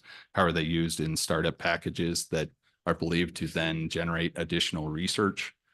Those are all pieces that are part of the conversation. I may turn it over to the VP Chitness to sort of talk about the approach on that. Okay, thank you. Yeah. So when it comes to budget request, one of the steps before we go to the president to present it comes when we have unit discussions. And of the 21 units which I talked to you about, talking to each unit, what do they need for next year? What more capacity is needed? We take those requests and kind of go to the president. We can try to live within our means. So some of those we may not take to the president, some we do. One of the other areas that I think we try to equalize things is when certain units, like a center, doesn't get in that proportion the state funding, we try to see if the indirect cost money can help them. Or otherwise take that request to the president, say, this particular center is generating tremendous amount of research expenditures, bringing in a lot of dollars. but isn't getting much from the state funding in terms of block grant to support the core functions, we need to get more funding for that. And those are the kinds of, I think, requests will be then discussed and incorporated potentially in supplemental requests and so on. So for example, of about a dozen centers and institutes that report to us, COIFPM has more than $7 million of research expenditure. So out of that 150, it's like 5% of all of that is in that one unit alone. So it does tremendous work. But of the money that we get about $4.6 million of block grant, of which about 800,000 goes to COIFPM. And so it's not in that proportion in terms of how much of that block grant support really helps them in operating the center. A lot of that operation comes from their own grants and that specific indirect cost distribution they have that goes back to them that helps them do the operations, pay for maintenance costs and so on. So I appreciate that. So in other words, COIFPM that doesn't get as much percentage-wise direct support from the block grant as other research departments. So you're working on that. Yeah. For people like me, I don't know what returning more indirect cost money, I don't know what that means. It's money that they otherwise wouldn't get. Now you're going to try and add it into their budget somehow. What does this mean? Indirect cost. So the indirect cost that the university charges on a grant or contract, when it comes, part of that comes to us, which is the Research and Economic Development Division, some for operating our expenses and some to reinvest either as seed grants or other types of, I think, opportunities to catalyze new projects. The whole idea is if we use that in investing so that we can get more and more funding in the future, we will be on a growing path. For example, in School of Energy Resources, we funded using some of those indirect cost position to manage sub-awards because they are getting large grants which has a complex sub-awards. And in order for them to facilitate doing that more, some of those indirect costs are being invested in that position. So that's the kind of way we strategically invest so that all these colleges, universities, as well as centers and institutes can generate more research in the future. We look at return on investment, whether that return is financial or value can be reputation increase or service to the state or experiences for the students. One of the, I think, key change that we are trying to do is research and education, bringing them together so that research is helping in student success. And I think that's something that we are continuing to do. So that's what we look at when we see how the indirect costs that come to us get distributed and how they help entire campus in supporting research and growing its research portfolio. Follow on, Mr. Chair. So Alex, is this like G&A, like the university recaptures part of its G&A cost or its overhead cost out of a grant? And so now instead of the university putting it just back into its general fund, they're saying maybe we can return some of that back to the research unit and increase the amount of funding that they're getting above and beyond their share of the block grant. Is that, am I right there? Mr. Chairman, Mr. Co-Chair, yes, you are right. So as an example, we have about $14.9 million of indirect costs that we're anticipating in FY 2025. So the split of that money, about 65% of it ultimately ends up going to research and economic development to run that office, to create all of the sort of seed grant programs, all of that. But the 15% that goes back to the PIs, the principal investigators department, that'd be about $2.2 million out of that number is going back out to those colleges. The college or subdivision that PI is in, they're going to get just under $800,000 of that. The remainder of the money, $1.5 million, goes to support our Office of Post Award. So the group that actually takes care of it once the pre-award services are done, all the way to closing out the award. So the administrative piece of it is about the $1.5 million for that, running the Office of Post-Award Research and Economic Development. All in there, they would be getting about $9.7 million out of that to run that office, and then spread those dollars back out to grow the research enterprise. All right, thank you. Okay. Anything else, Alex? Okay. Any other further questions? All right, we are only an hour and 20 minutes behind, so let's keep rolling. So Ann, come on up, please.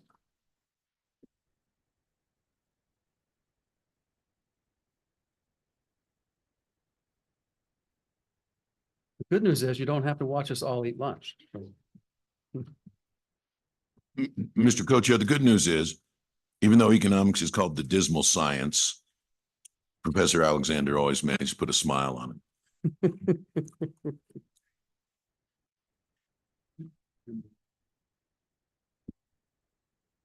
Mr. Chairman, you'll be pleased to know that I have a PowerPoint, as everybody loves those, I know, but there's also a handout that went around. So I will just use that as my guideline.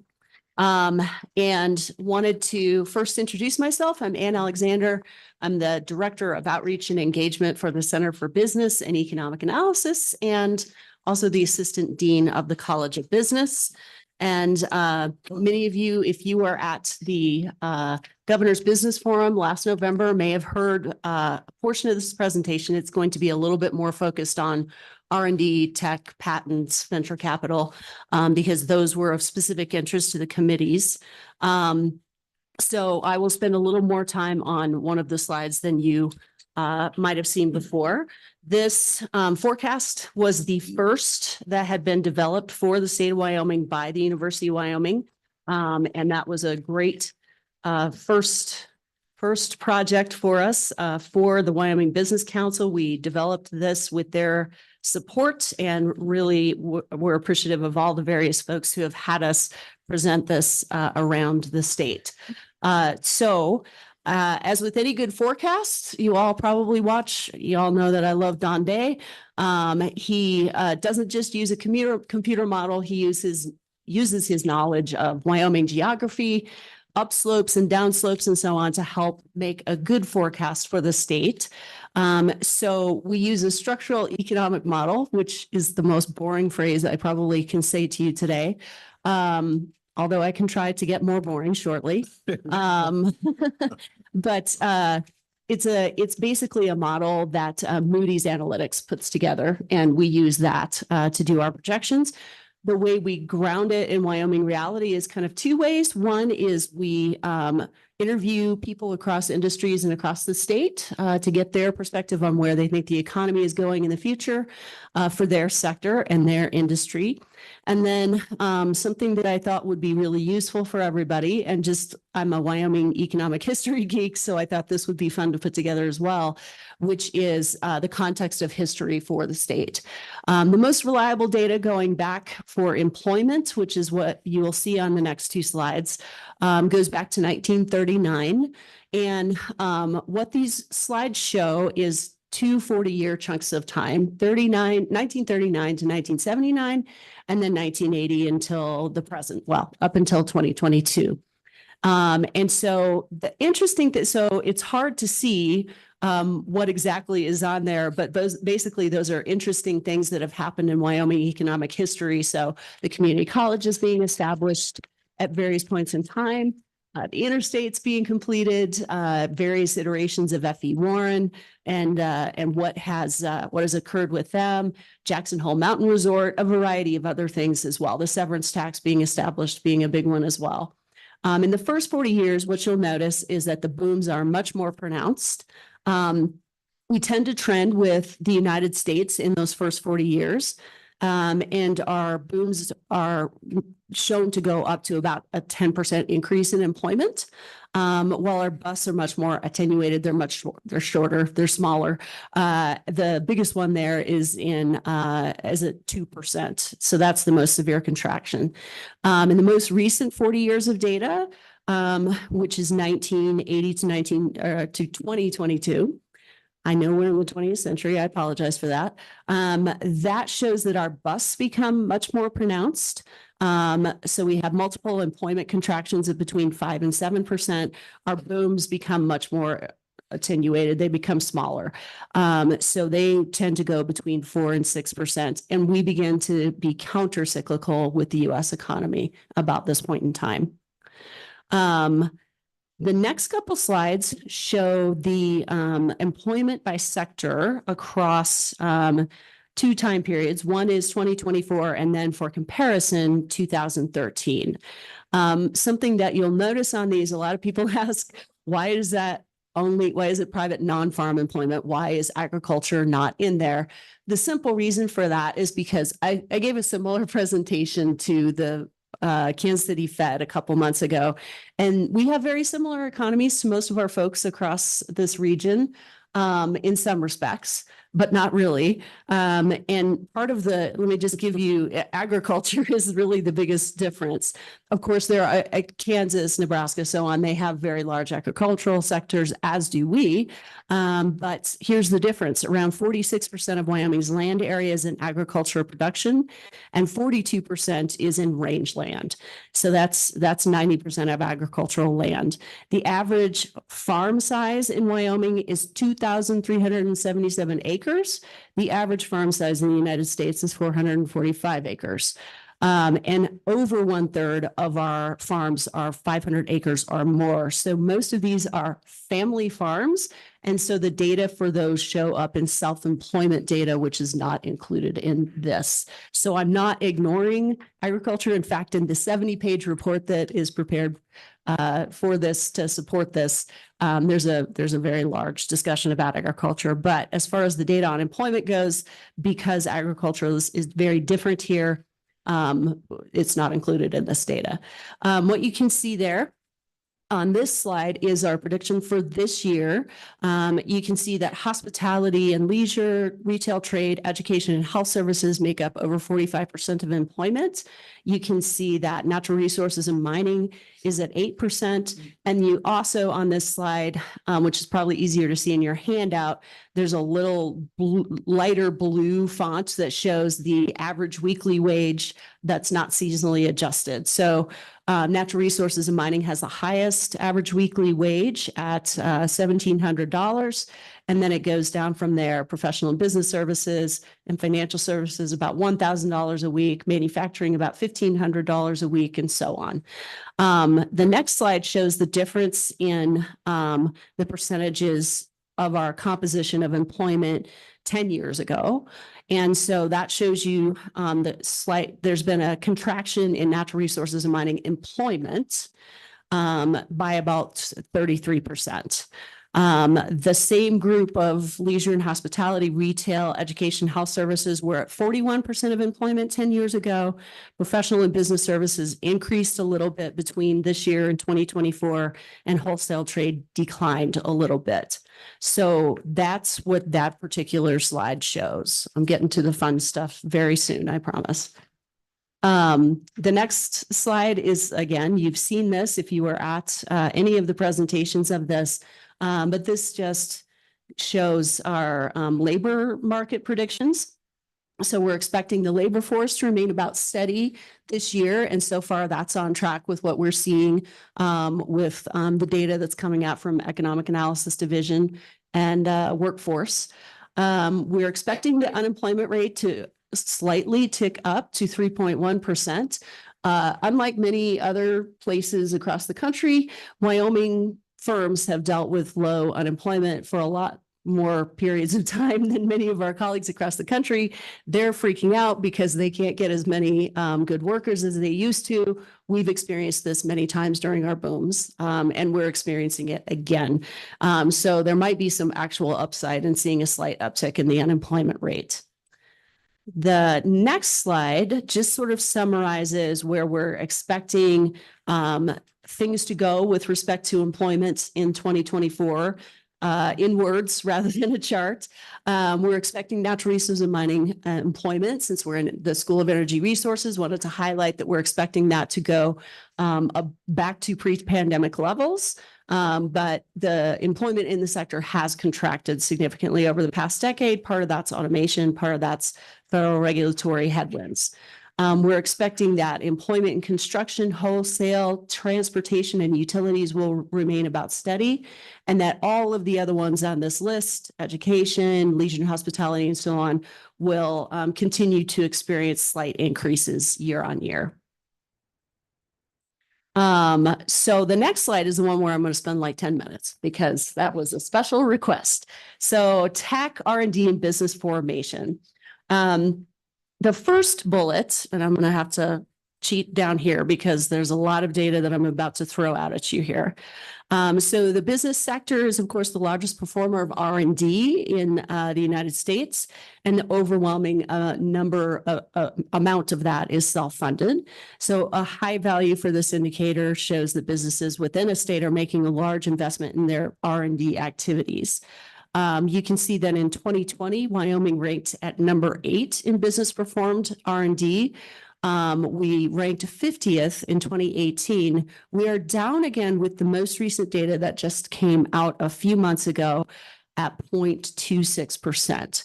That is still well above trend for where we have been in the past. So we had kind of a really big jump between 18 and 19, stayed even higher in 2020. It's fallen a little bit in 2021, but this is still above trend going back several years.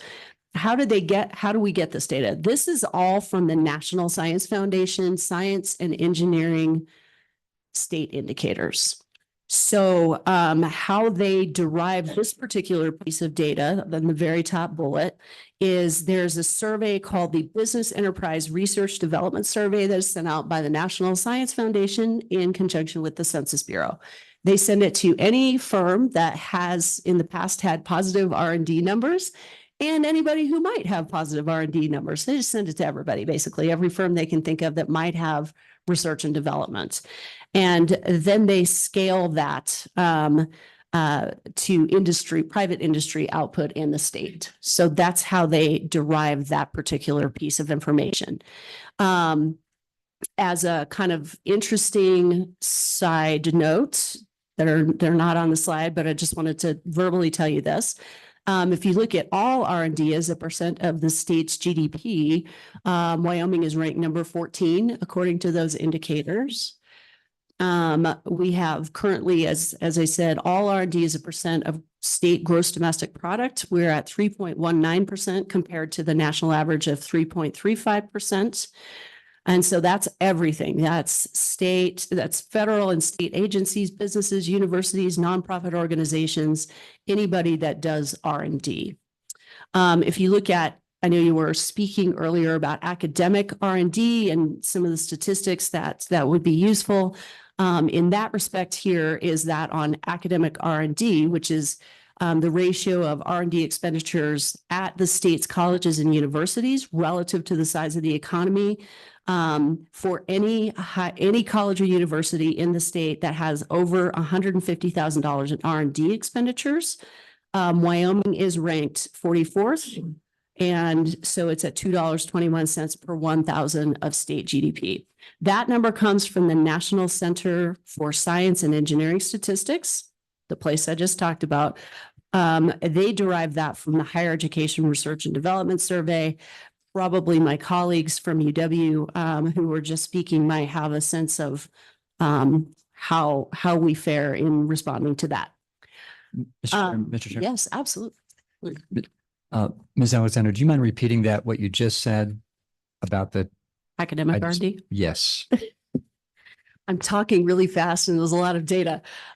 So in academic R&D, which is all state colleges and university in the state and then scaled to the size of our GDP, Any college or university that spends over $150,000 in R&D expenditures, so that would definitely be UW. It could be some of the community colleges. We are ranked 44th. The US average is $3.79. And the Wyoming data as of 2022 was $2.21 Mr. Chairman, $2.21 per GDP. per. Say that again, $2.21 of what? $2.21 per 1,000 of state GDP. So it's Per the 1,000. ratio of all R&D expenditures scaled by the size of the economy, basically. So it takes into account that just generally in our data, because there's fewer of us, our state GDP isn't as large as everybody else's. Yeah, absolutely.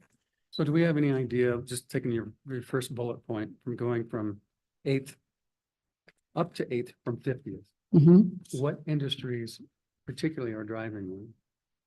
That is a very good question. I would suspect that it is a combination of our industrial manufacturing and our high-tech manufacturing, such as EMIT, Canon,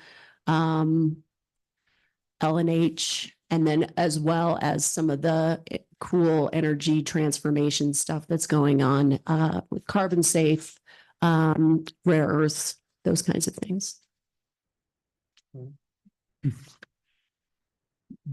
But you say you suspect, so how did we get that information that suggests that seems like if you have that information, we would know. Yes, this data it should be publicly available. It is, like I said, the National Science Foundation. And so they have a lot of data that you can dig into. This is their information, Yes. not yours. Thank you. That's why I suspect and can't promise.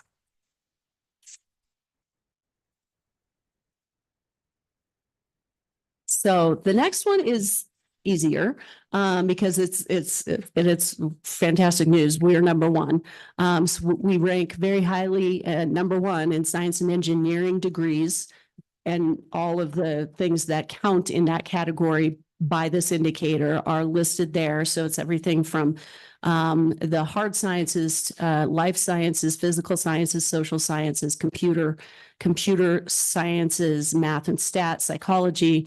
And this is from the National Center for Educational Statistics and Integrated Post-Secondary Education System, which we do report to every year. 49.6% of our degrees conferred at the bachelor's, master's, and doctoral levels are in the science and engineering fields here in Wyoming. So the US average is 35.5%. So there you go. Go Pokes. Please. Do we have a feel of what percentage of those remain in the state versus how many leave the state? Yes, about 30% of our 28 to 30% of our graduates remain in the state. We're working on that. We'll try to keep them here. Other questions before I hit the next? Yeah. The next one, patents awarded. So this is for 1,000 individuals in STEM occupations. Okay. And in this category, so if you look at patents awarded, so actual patents, utility patents only, the ones that are that cover inventions. We are number 27 here. So we have approximately 22.45 patents per 1,000 individuals in STEM occupations.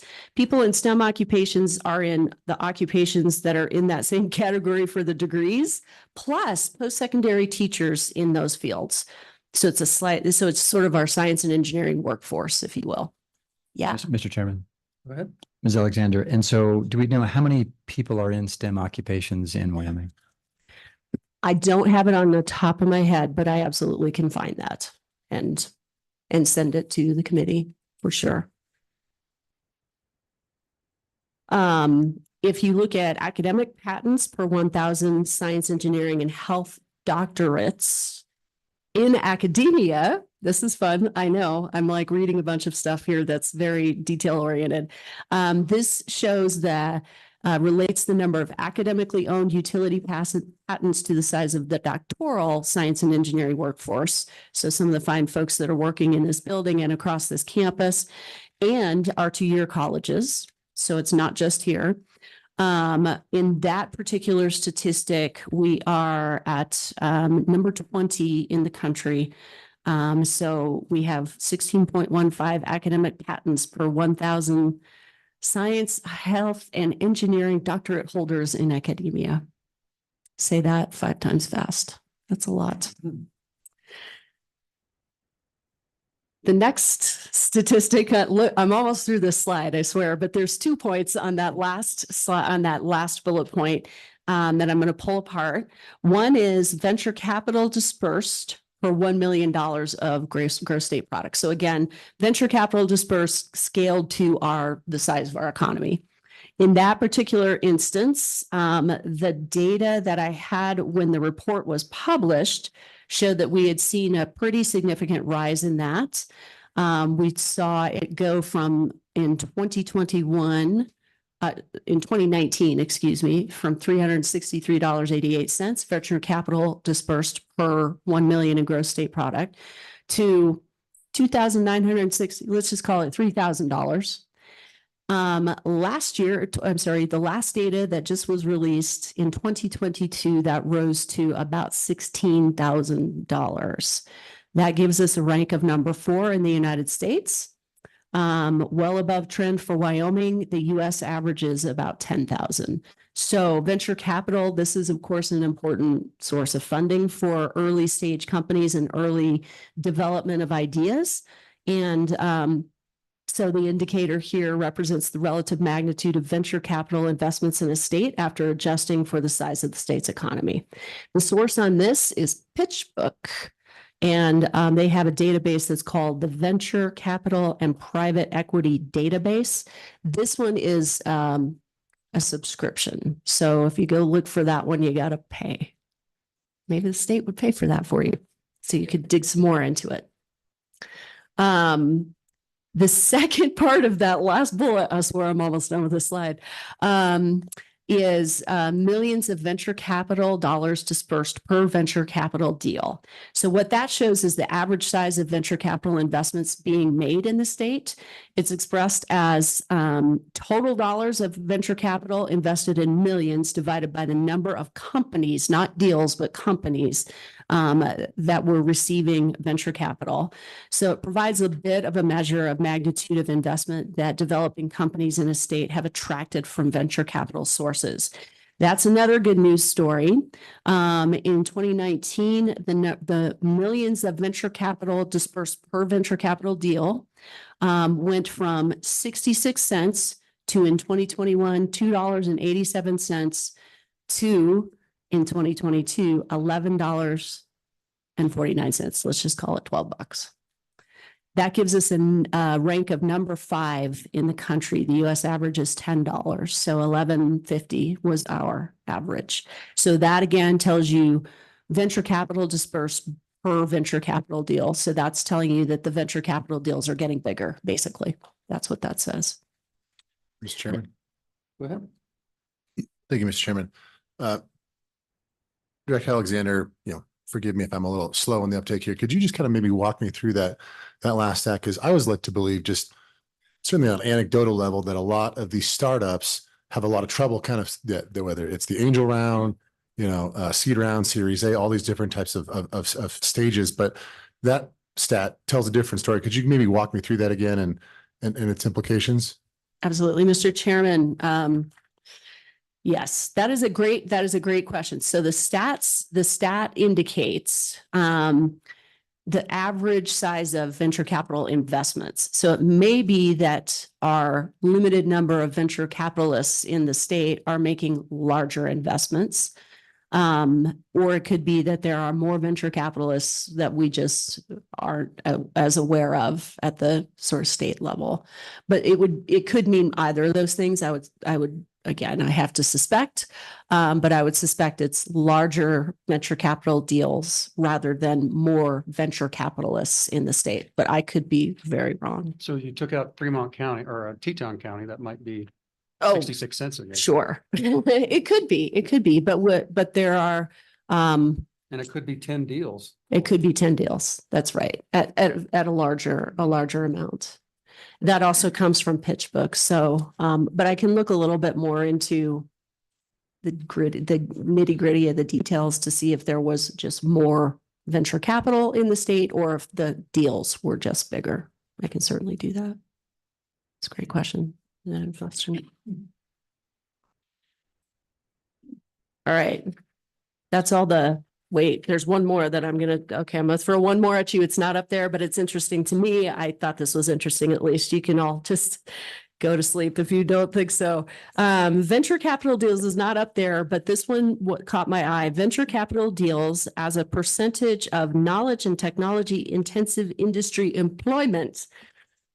So that indicator represents the portion of the state's venture capital deals as a percentage of knowledge and technology intensive industry employment, including in both manufacturing and service industries that are knowledge and technology intensive. So could be finance, could be anything that uses a whole lot of knowledge and technology. This is also from PitchBook, and our rank is at number 3 in the United States for that. So that's again, venture capital deals as a percentage of people who work in knowledge and technology intensive fields. Also good for us. That was a lot. Don't you wish you were eating right now? So you could tune me out. Mr. Chairman. Go ahead. Thank you, Mr. Chairman. Director Alexander, on that last stat, kind of tying back to when you said where about 2/3 of all of our engineering majors have to leave Wyoming to find employment. Where does that put us nationally? Like, for example, say, how do we compare to Texas? Out of all the STEM graduates they put out, how many of them stay in state? You know, where does that rank? Or even just with our peers in the Rocky Mountain, do you know? Mr. Chairman, Representative Western, the most recent information that I have and can recall is that we're number 49. Number 50 is West Virginia. So everybody else is retaining a lot more of their students upon graduation. I'm an economist. I'm here to make you sad.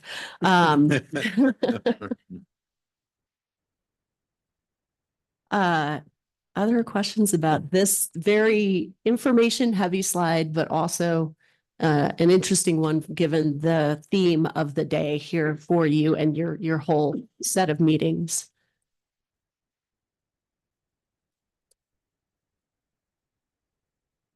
Okay, I'll go to the last few slides. So to the previous questions about the migration, out-migration of UW graduates, these are the most recent stats. These are the out-migration data is from a company that's called Lightcast, which is Burning Glass MC. They used to be called Burning Glass. And their estimate is that we have about a 70% out-migration rate. And according to the Census Bureau, 45% of native Wyomingites still lived in Wyoming in 2021.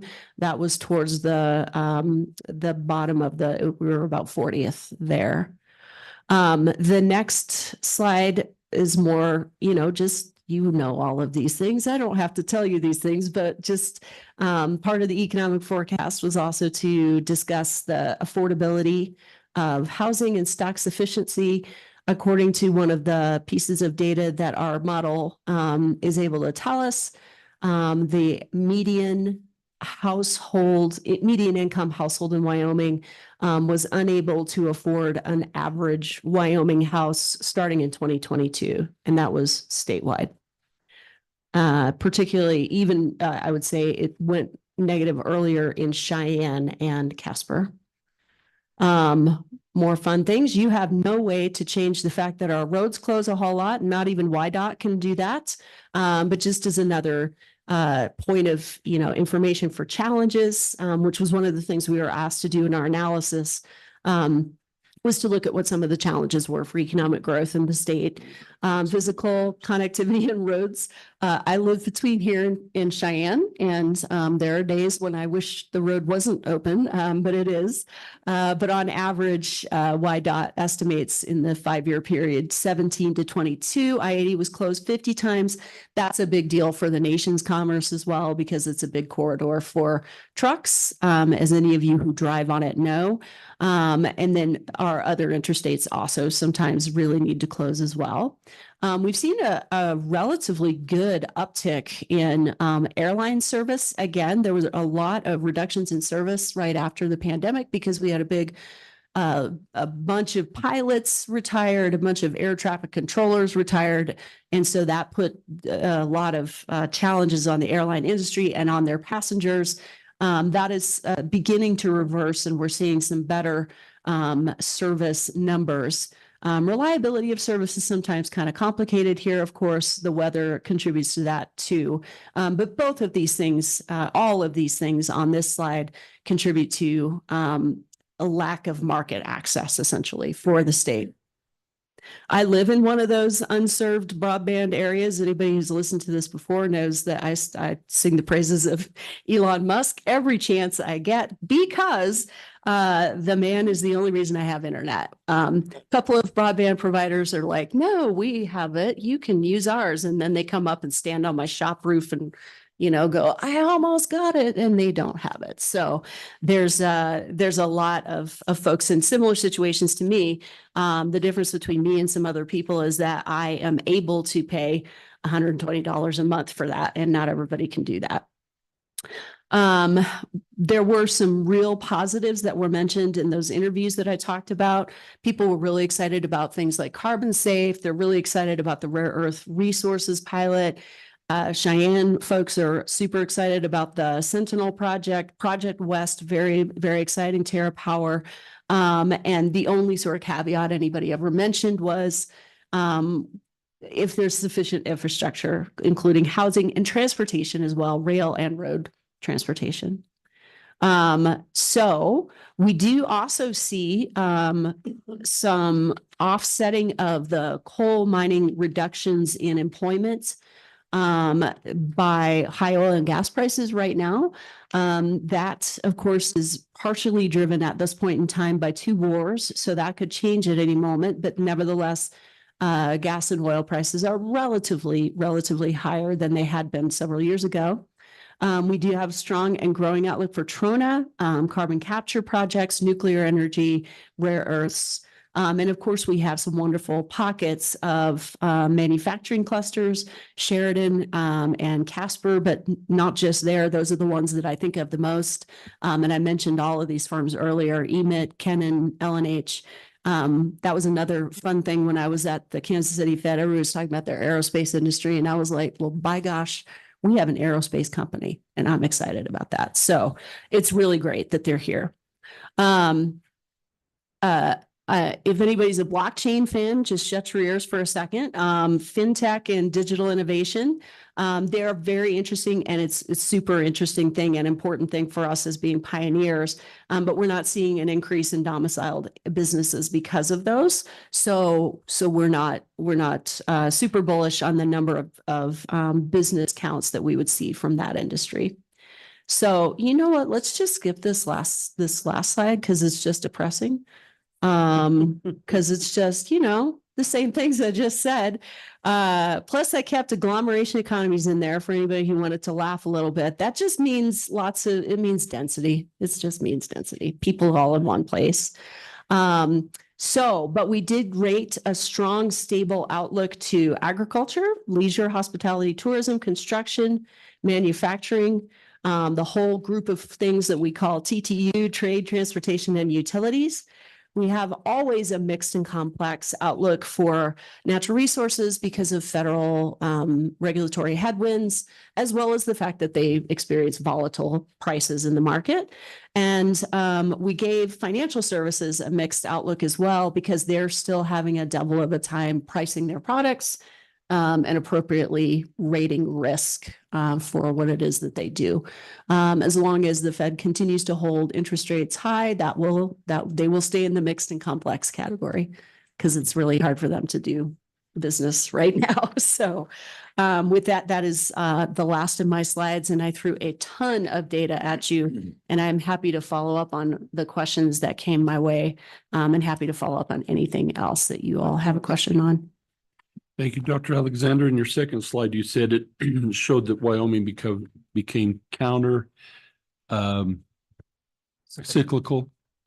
Does that mean we always lag a long time behind what the nation does when they're up or down? When they're down, we're finally catching the upwave, or am I getting that accurate? You are absolutely, Mr. Chairman, Representative Larson, there are what that essentially, it's because of the structure of our economy. When oil and gas prices are low, everybody else has low gas prices and they're all happy and their energy bills are low. And that tends to mean that they're in a boom, and that tends to put us into a bust. So we tend to run counter to them, and it does take us a while to catch up when the national economy is in a boom for any other reason. Thank you. Yeah, great question. Further questions? Hi, Mr. Co-Chair. And back to manufacturing, I wonder, and perhaps not now, but when you ruminate on it, I spent struggled quite a bit to come up with what is our target and how do we target manufacturing firms to Wyoming. And, all I could do is define what it's not. Business Council called it small niche light manufacturing. That there's not an SEI code or SIC code for that.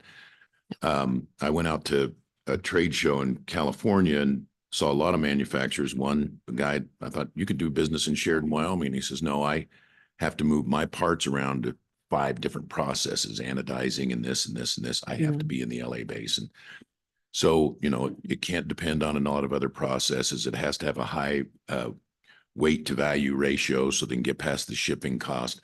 If you can come up with some kind of way that you can describe either by an SIC code or some other way that we could help target some of those manufacturers in other states for moves to Wyoming, that would be helpful. I've never been able to come up with anything other than the Business Council, small niche, light manufacturing.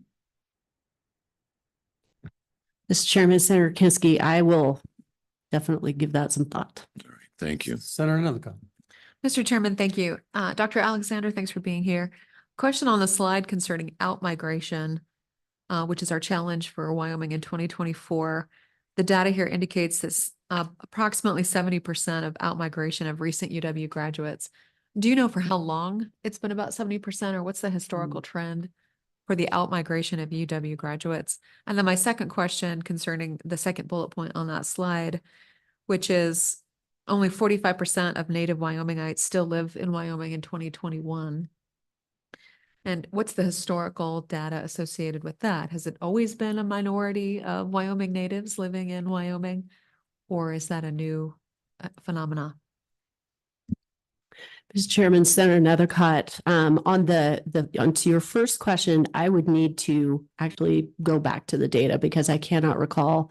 It's historically our out-migration rate of graduates is historically very high, but I cannot recall the exact numbers. It's fairly recent that it's this high. With respect to your second question, the data has shown that the out-migration or the relocation of Wyoming natives has been increasing in the past 5 years. So the one thing that I don't see on your systemic problems is the aging population and the growing aging population and the continuing reduction of school-age children. So it's a kind of a double negative on both ends of the chart, which I think is one of the keys. Mr. Chairman, absolutely. In the full report, we do have a discussion of that aspect. We were expecting to see an increase in the population of those who are over 65 and a slight reduction in all of the other cohorts in this year and the following year. And that does have some implications for future economic growth as well as our school districts and the university itself. And that's a nationwide phenomenon as well. Okay. Further questions? Any closing comments? Mr. Chairman, all of you, really appreciate you inviting me to come here and be your palate cleanser for the day. And always happy to come back again. I will dig up some of this data. I will send historical outmigration rates, the historical native Wyoming outmigration rates. I will check on the venture capital question as well as to whether the size or just going up or if it's more venture capital. And I will ruminate on the targeting of manufacturing. I may have missed something though. Did I miss anything? Okay. Quick question, Mr. Chairman. Please. Dr. Alexander, on the population, on my question, what is your source of information for this? That is from the Census Bureau. Thanks. I should have said that. So committee, we are now only 45 minutes behind. And we're scheduled to adjourn in about 2 minutes. So let's take a 10-minute break because we've been sitting straight through for about 2.5 hours. And then we'll come back and we'll work on the remainder of our program.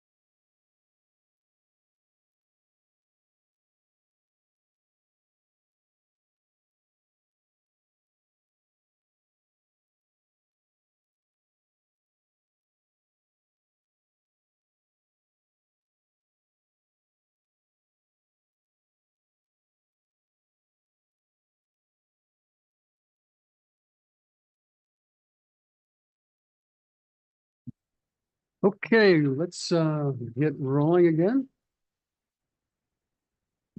Sorry we're so late in the day, Holly, but we saved the best for last. So off we go.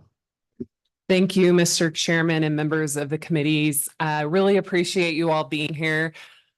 So I am going to give a presentation and appreciate bringing those slides up.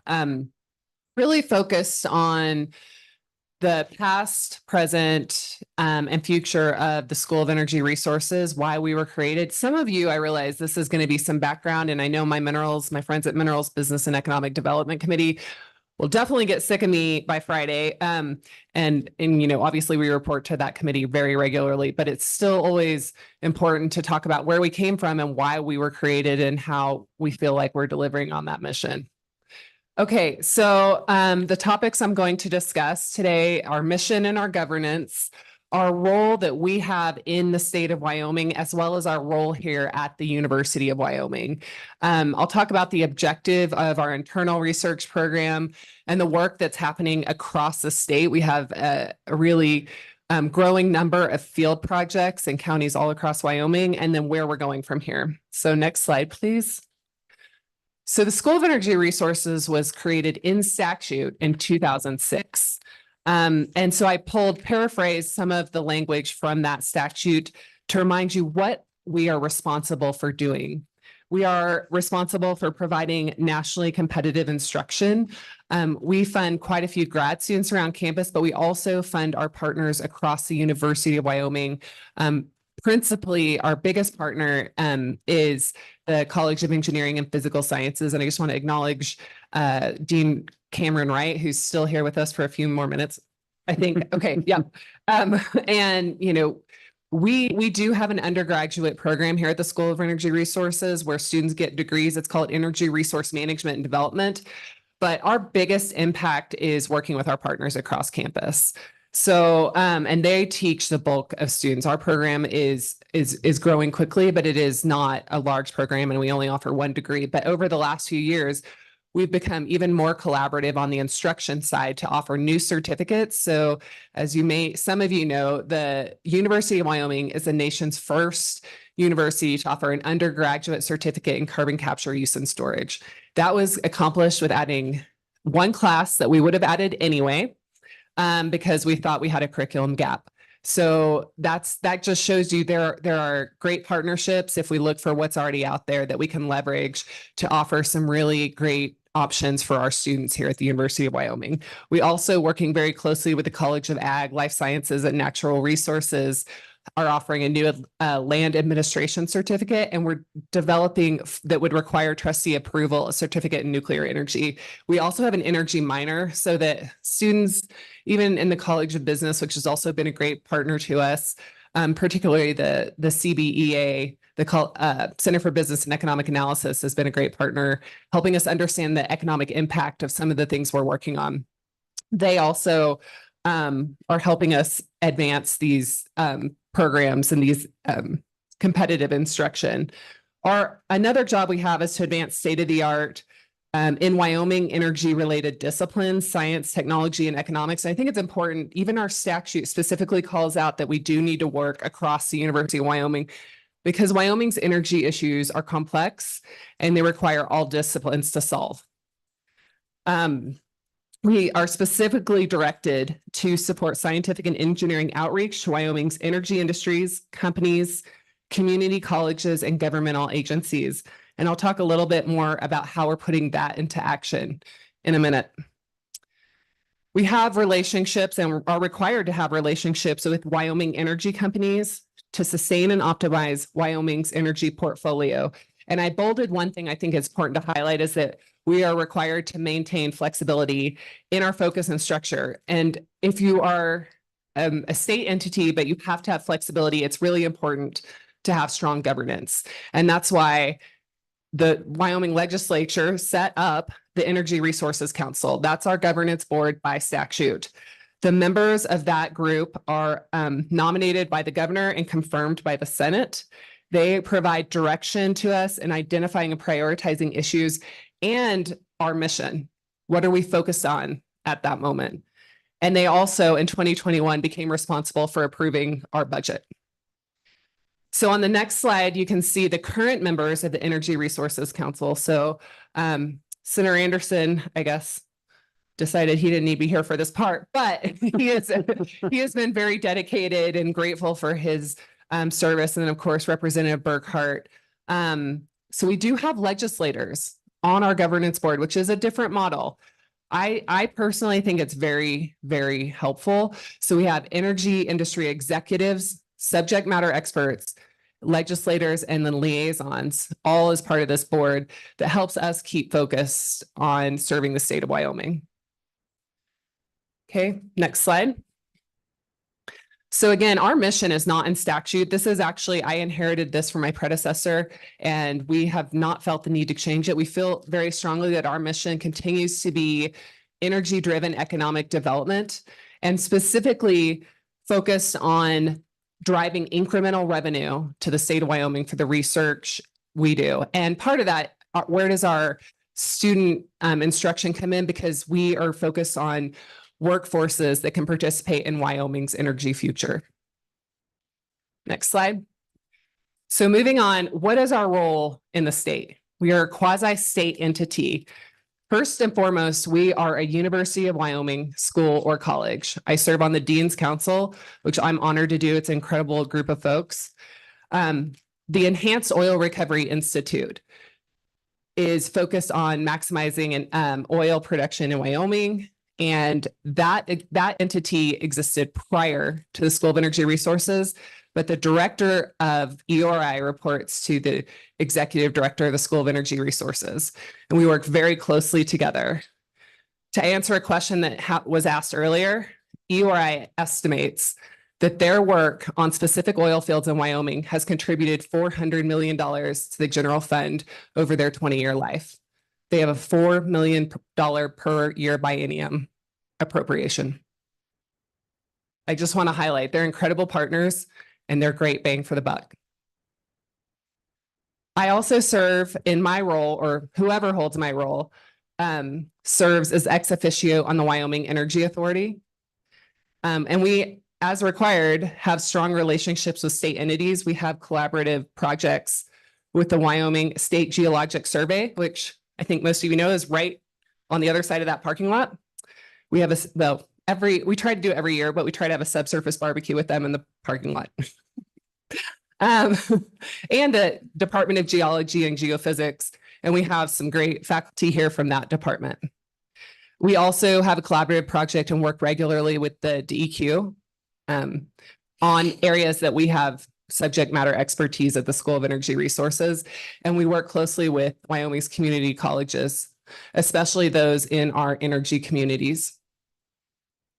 So moving to the next slide.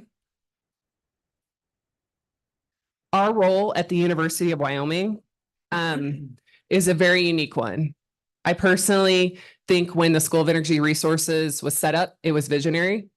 It is a service to the state in a way I've never seen before.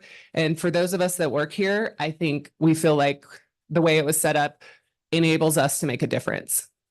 And that's the kind of people we attract to work here. And many of them are in this room. Well, a few of them are in this room today. So other UW colleges have to focus on serving students, being able to offer their degrees, teach all the classes they need for their students to graduate. What we have the opportunity to do, and what you all in the legislature have given us the opportunity to do, is be very strategic, nimble, and opportunistic to support Wyoming's energy sector.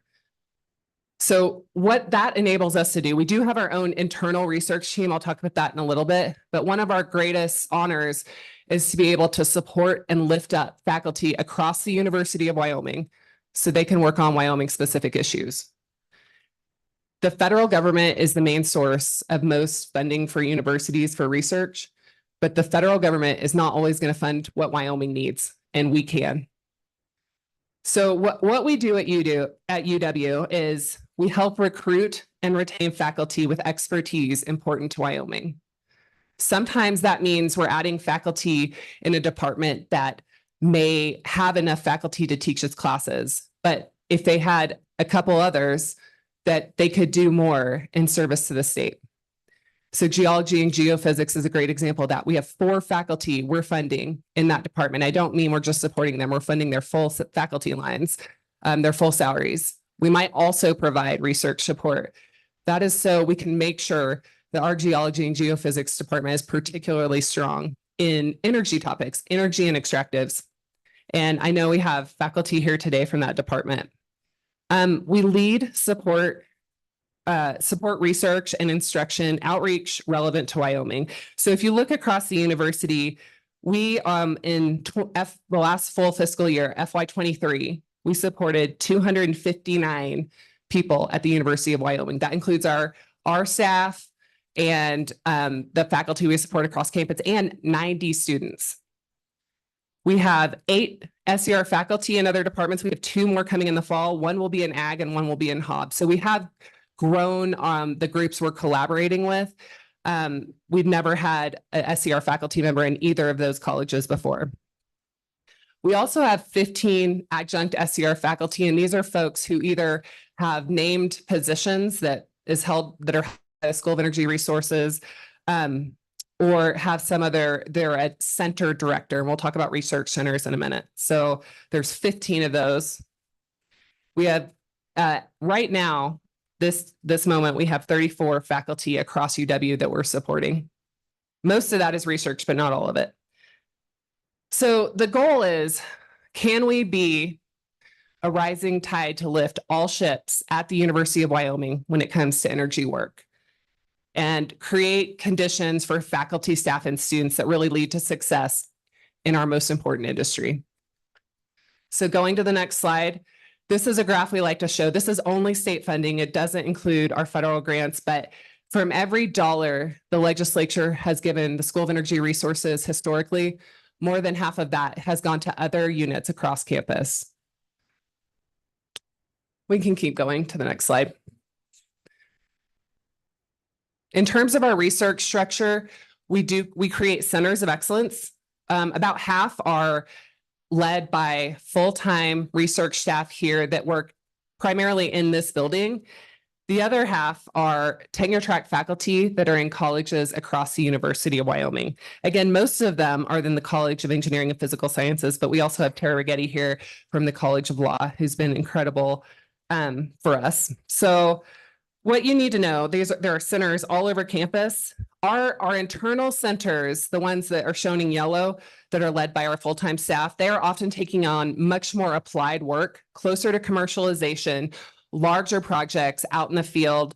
And then some of the cutting edge work is more likely to be managed by tenure track faculty. But the truth is, it's all very collaborative and it's very gray. So we can span both directions. We have, for example, the Center for Air Quality has some very applied work working with Wyoming's natural gas producers. So I know we're going to take a tour after this, but what I want you to know is we're going to tour this building and then we'll head offsite to a solvent extraction pilot. But seeing this building doesn't really fully show you what we're doing at the School of Energy Resources, because our goal is to, again, lift up those other units across campus that also have capacity to help Wyoming's energy sector. We have a list of all the different topics that we're working on, or I say most of them. It is a really wide array. And that is something that has grown over the last few years. It's the number of topics that we're working on. And what we're understanding is that there are so many positive economic opportunities in the energy and extractive sector for Wyoming before us. It's hard to figure out. We are doubling down on the things we've been working on for a long time, but through our collaboration, we're able to grow this portfolio to include more people and more topics. So I know there was a lot of discussion today about IP and really, so I was asked to list kind of some spinoffs that have come from SER funding. I listed those, and of course, Dr. Perry you heard a lot about his work and his spinoff. And I just want to be clear: this is not our credit to take, right? We are just supporting faculty to work on their research. So when I list different spinoffs that for faculty that have been supported by SER, it's not ours to take. It's not our credit to take, but I was told to do that. So I did. And I think it's important to understand, like, all we're trying to do is raise the overall ecosystem so that we can have success across the university. Others that maybe you've heard of, Cowboy Clean Fuels is another one. Magnesis Corporation, another one focused on produced water management. So again, I'm not trying to take credit, just emphasizing that there are spinoffs in energy from faculty that we've supported over the years. We do have some patent applications in process. So we have our carbon engineering portfolio, which is the coal to products, is a little different because we have our researchers in-house have worked really closely with faculty. So we do have some joint proposals in that space. And this research program started in about 2017. We have 1 patent awarded, 42 pending in various stages. And those patents are, again, in collaboration. There's also inventors here in the School of Energy Resources, as well but they're with the College of Engineering and Physical Sciences and the College of Ag, Life Sciences and Natural Resources. So what's different for us, we have some unique roles, again, to play in creating this ecosystem of energy innovation here at UW. So we have started helping support faculty who want to write proposals for competitive funding relevant to Wyoming. I would say we want to do more of this. It's still less than we'd like to be doing, but in addition to our own internal team, we are offering services to faculty who would like to propose something, but it can be burdensome. Don't forget, they also have to teach. They have to do their research. They have service to their department. So we're trying to make it more attractive and take some of the overhead work off their plate. So we've started doing that. And we have at least one of our project specialists in the room today who's been incredible at helping faculty and our own internal staff. We are able to use the dollars that you give us to provide cost share. So how, not just for ourselves, but for faculty. So one example of how this was helpful is the Center for Air Quality here was working with CSU on some methane measurements for I think it was the DJ Basin. And that project was only going to be focused on Colorado. But our producers have been working with the Center for Air Quality a long time, and it has really helped them to keep operating by identifying the sources of their emissions. So we provided cost share to expand that project so they could ask for more money from the federal solicitation that was out and expand that project into Wyoming. And so that's one way we can use our dollars to kind of leverage other sources. And again, not just for us, but for folks across the university. The other thing that we do is different because we realize that all the support we're giving and the work we're doing, and we have more federal funding than we've ever had now at the School of Energy Resources, but we have $82 million we're still negotiating right now. So there's a lot still in the pipeline. And we just, in the last quarter, proposed another 7.4 million. It just doesn't stop. But we know that this is creating extra work for other units. And so we are supporting the TTO office that you heard from earlier to try to make sure they have the resources they need to deliver on some of these IP portfolios that we're generating. And that's a good problem to have. So moving to the next slide. So the School of Energy Resources created in statute in 2006. The building was finished in 2012, really got moving after that. And what we're seeing today is projects in the field all around the state. And that's because we're at the right time frame for the things that were started a while ago. And some of these are actually new opportunities as well. So this is an interactive map, or it's a screenshot of an interactive map. It doesn't include everything. We're still building it out. But the point is, I just wanted you to see the locations and the number of projects we have around the state. Some of these, for example, the rare earths and critical minerals, these are from the Corsium project. That's just the name of the project. And these are trying to understand what resources we have around Wyoming.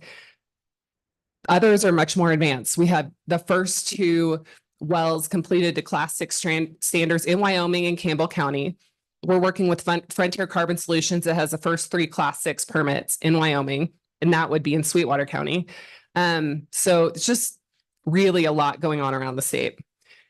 Next slide is focused on our real deliverable, which is impact to Wyoming.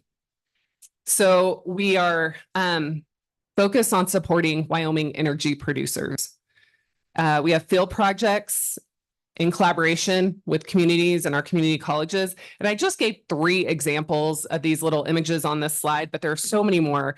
The right is Carbon Safe program that I already mentioned up in Campbell County. In the back, you can see Basin Electric's Dry Fork Power Plant, one of the newest and cleanest coal-fired power plants in the country. That is a really exciting project that has moved the needle and has set the bar for others around the nation. And because of that, the team here was selected for 3 more carbon safe projects. That's my opinion. The Department of Energy did not say that, but I don't think there's any other universities with 4 carbon safes over there. No, they don't like bragging, but they should. Okay, so the next the middle graphic, that is just a screenshot of Professor Considine. So Professor Considine is in the Department of Economics. He's the SCR professor of economics. When the federal oil and gas leasing moratorium came out, he released this report. It was supported by the Wyoming Energy Authority to really understand the impact to Wyoming. This was picked up by the national news. It was used by our federal delegation, really helped explain how problematic this was for Wyoming. And now we're working with Hobbs School and our new SCR professor that will be at the Hobbs School in the fall to understand something very similar for the resource management plan for Rock Springs, because their numbers were not accurate and they were not up to date. I mean, the feds. Okay, just making sure.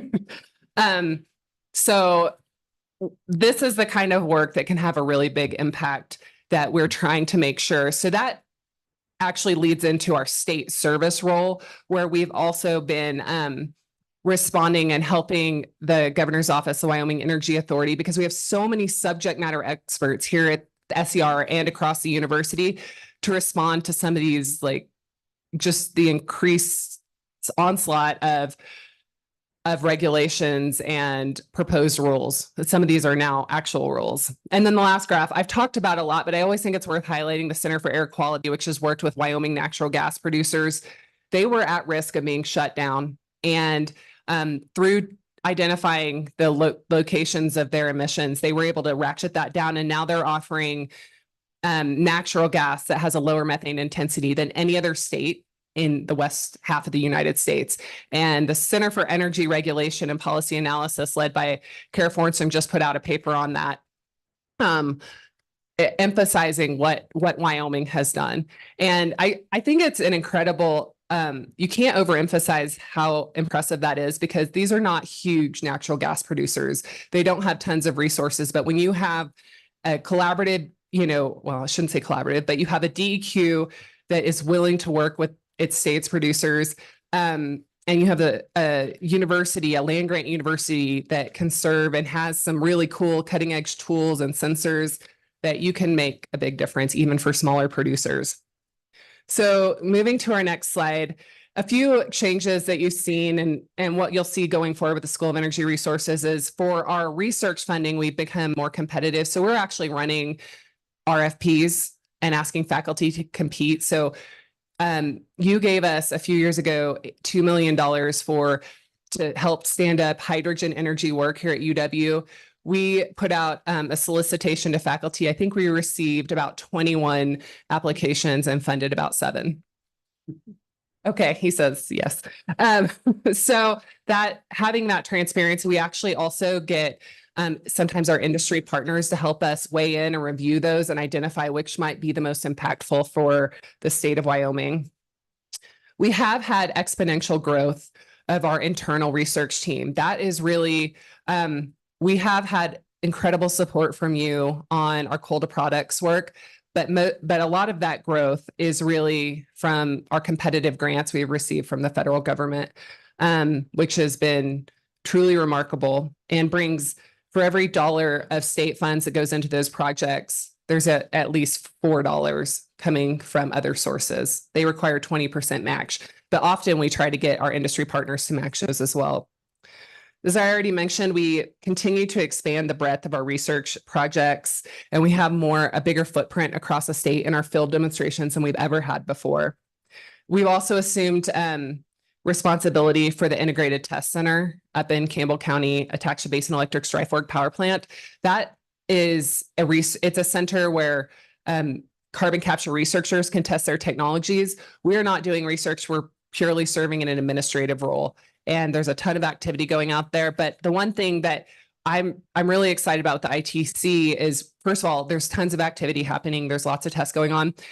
One of the things the ITC was created to do is really find solutions for coal-fired power plants.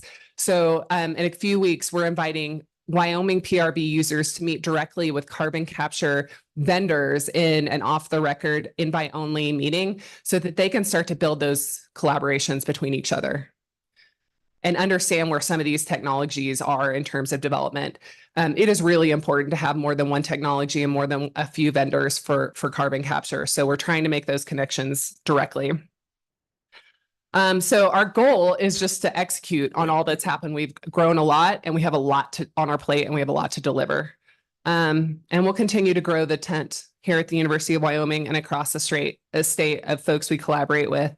And of course, always maintain the flexibility as required by our statute. And if you can move to my last slide, our mission is to drive revenue for the state.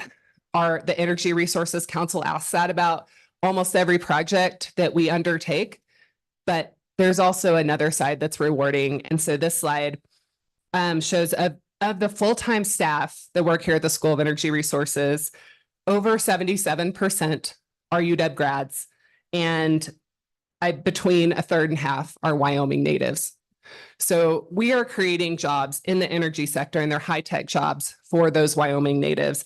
And I heard the discussion. I understand there's a lot are leaving the state, but we are also seeing some come back for these roles. So we just had 2 people come back from Houston from Chevron, and it's top talent. And we're able to work with them to provide high-tech positions that can be here for the long term and serve the state that they want to be in and that they love. So that's probably the most rewarding thing about all this. And that is all I have, Mr. Chairman. Thank you. That's a great way to end the day. So questions for all? I think you hit a home run. I do have. Okay, no, it's too late. So when you see something that's potentially of commercial value, you go through that same process with the Office of Technology Transfer and everything that we talked about with Tara Evans. Yes. So anything, whether we fund something that ends up in IP, SCR wouldn't have any ownership, and that's fine. We don't think we should. It's not our idea, right? Just because we're providing the funding doesn't make it our idea. So if it's a faculty member, UW would go through the exact same process. And if it's internal, that's still true. Yes, we go through the same process as everybody else. Okay. And then commercialization, when you gave me the tour the last time, it was a good tour. You said a lot where you come in a lot is to try and help move it from concept to commercialization, and you have to have proof and you have to take it, up to increase. And that's what the demonstration you're working on now. Where does the funding for that come from? In a particular one of the turning coal into asphalt for roads, that was a special legislative request. Yep. I mean, you've got to have more in process than that. Where do you get that funding out of? This separate allocation from the legislature to the SCR budget?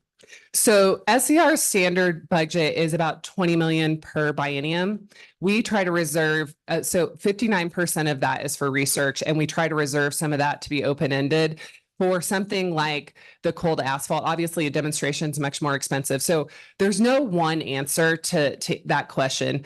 Our first place we're going to go, including for commercialization. So look at like the carbon storage that we are moving toward commercialization with carbon storage. I would say if you're thinking of a relay race, we are actively handing the baton to industry, but we're doing it very slowly and collaboratively. That is mostly federal funding. But we are also working with some industry partners, but then the other source is if we come to the state when we can't find anything else, and that was the situation on the coal to asphalt. We did apply for competitive funds. We were not successful. We do have industry funds, as I mentioned, from Peabody to help supplement that project. So there isn't one answer. We can take it from our standard budget. We can go find competitive funds. We can work with industry, or we can come to you if we have nothing else. No, that's our last resort, though, is that we come to the state. Okay, thank you. Mr. Chairman. Holly, could you, you mentioned on the coal stuff and the Peabody stepped up. That was really quite significant. Can you just kind of explain to us what they've done and the partnership that they've engaged with you on?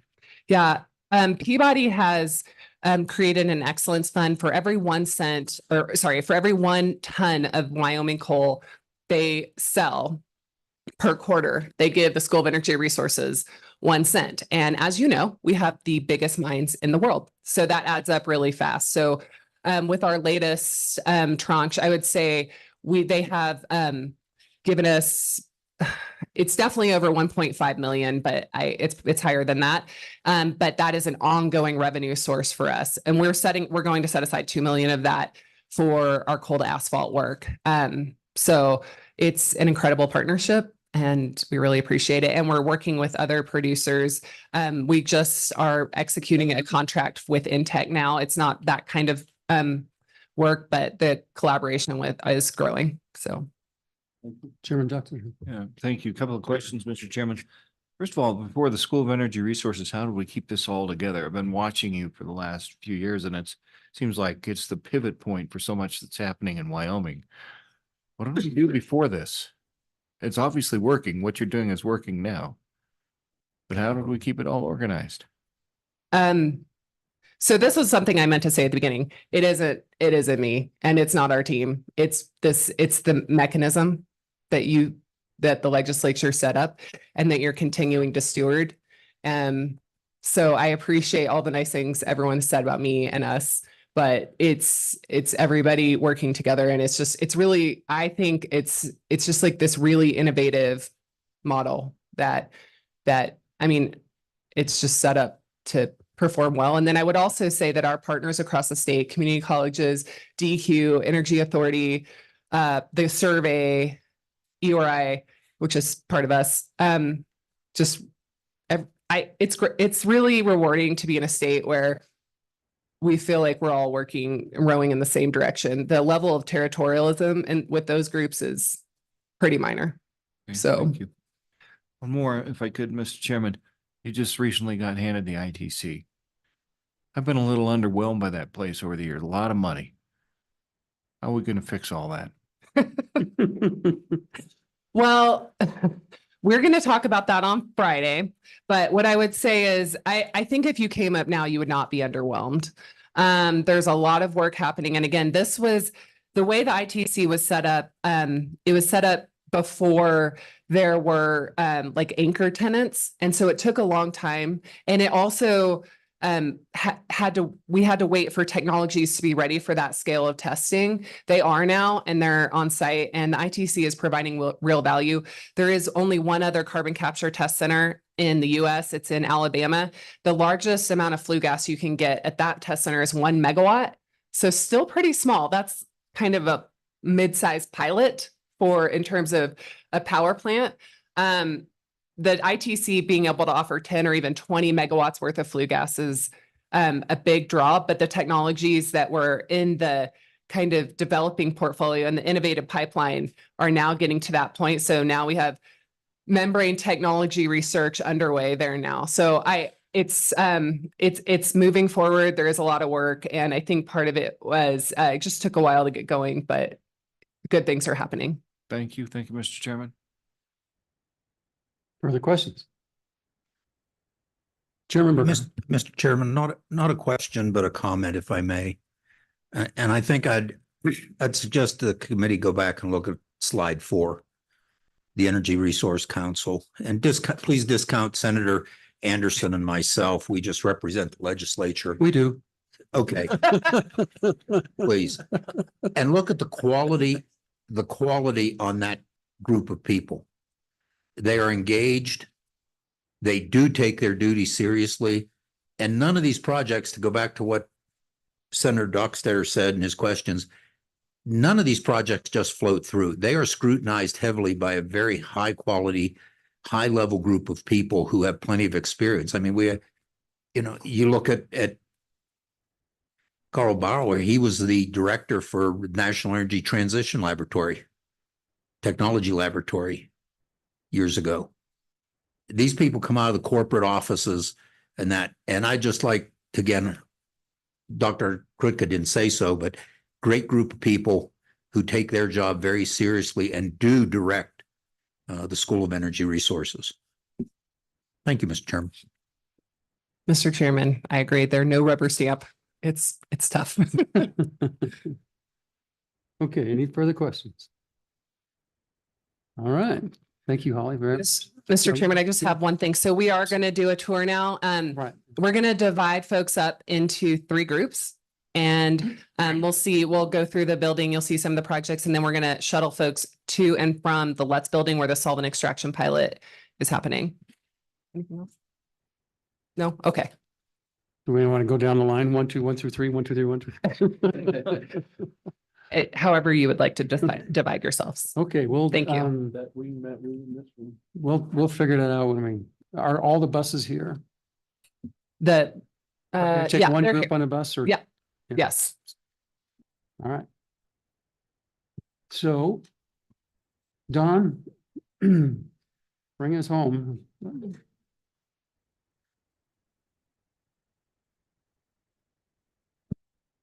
Mr. Chairman, just as a cap from the day's activities, the topic was the University of Wyoming's Research Center and its associated processes. The committee made a request for 3 audits, and those have been provided to you.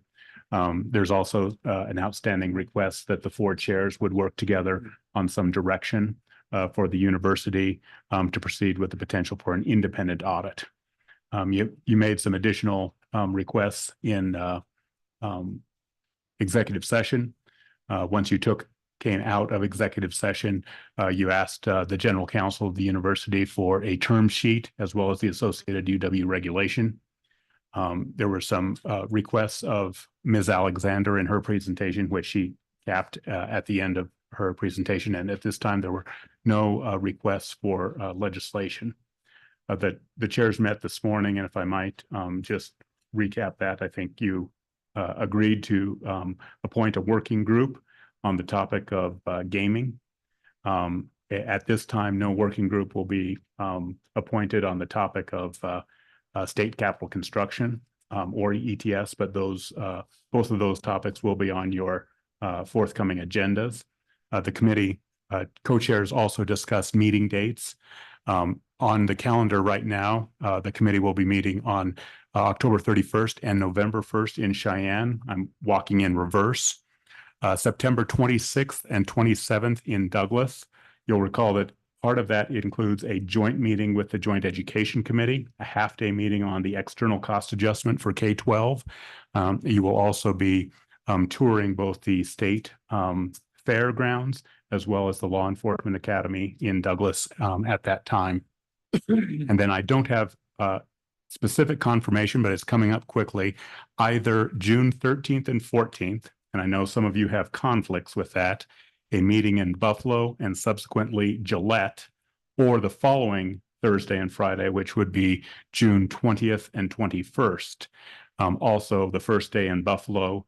Okay, so it will be June 20th and 21st for the members of the Joint Appropriations Committee, June 20th in Buffalo. And I believe you will have a potential for a pre-meeting that evening before Wednesday afternoon for those of you who arrive early.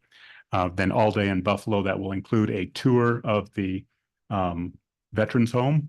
And then on June 21st, Gillette, you'll have a substantive meeting. And then in the late afternoon, a review of the racetrack there and some of the activities both on the veterinary side as well as the gaming side.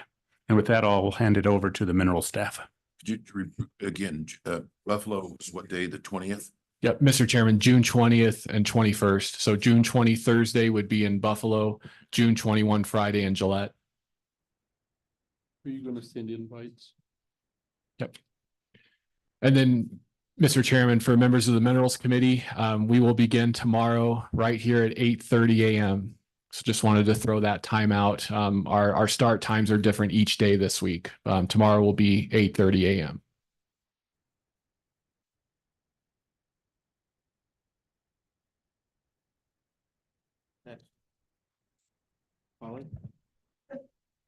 Okay, so I think, is any more business for the day from any of the chairs? Any more business? All right. Coach, I do want to say thank you. Thanks for everybody for the patience. We covered a lot of ground, including a lot of new ground, and I appreciate everybody's patience. Yeah, thank you to Very Holly. productive. Thank you to Mohammed and all folks. It was a interesting 2 days.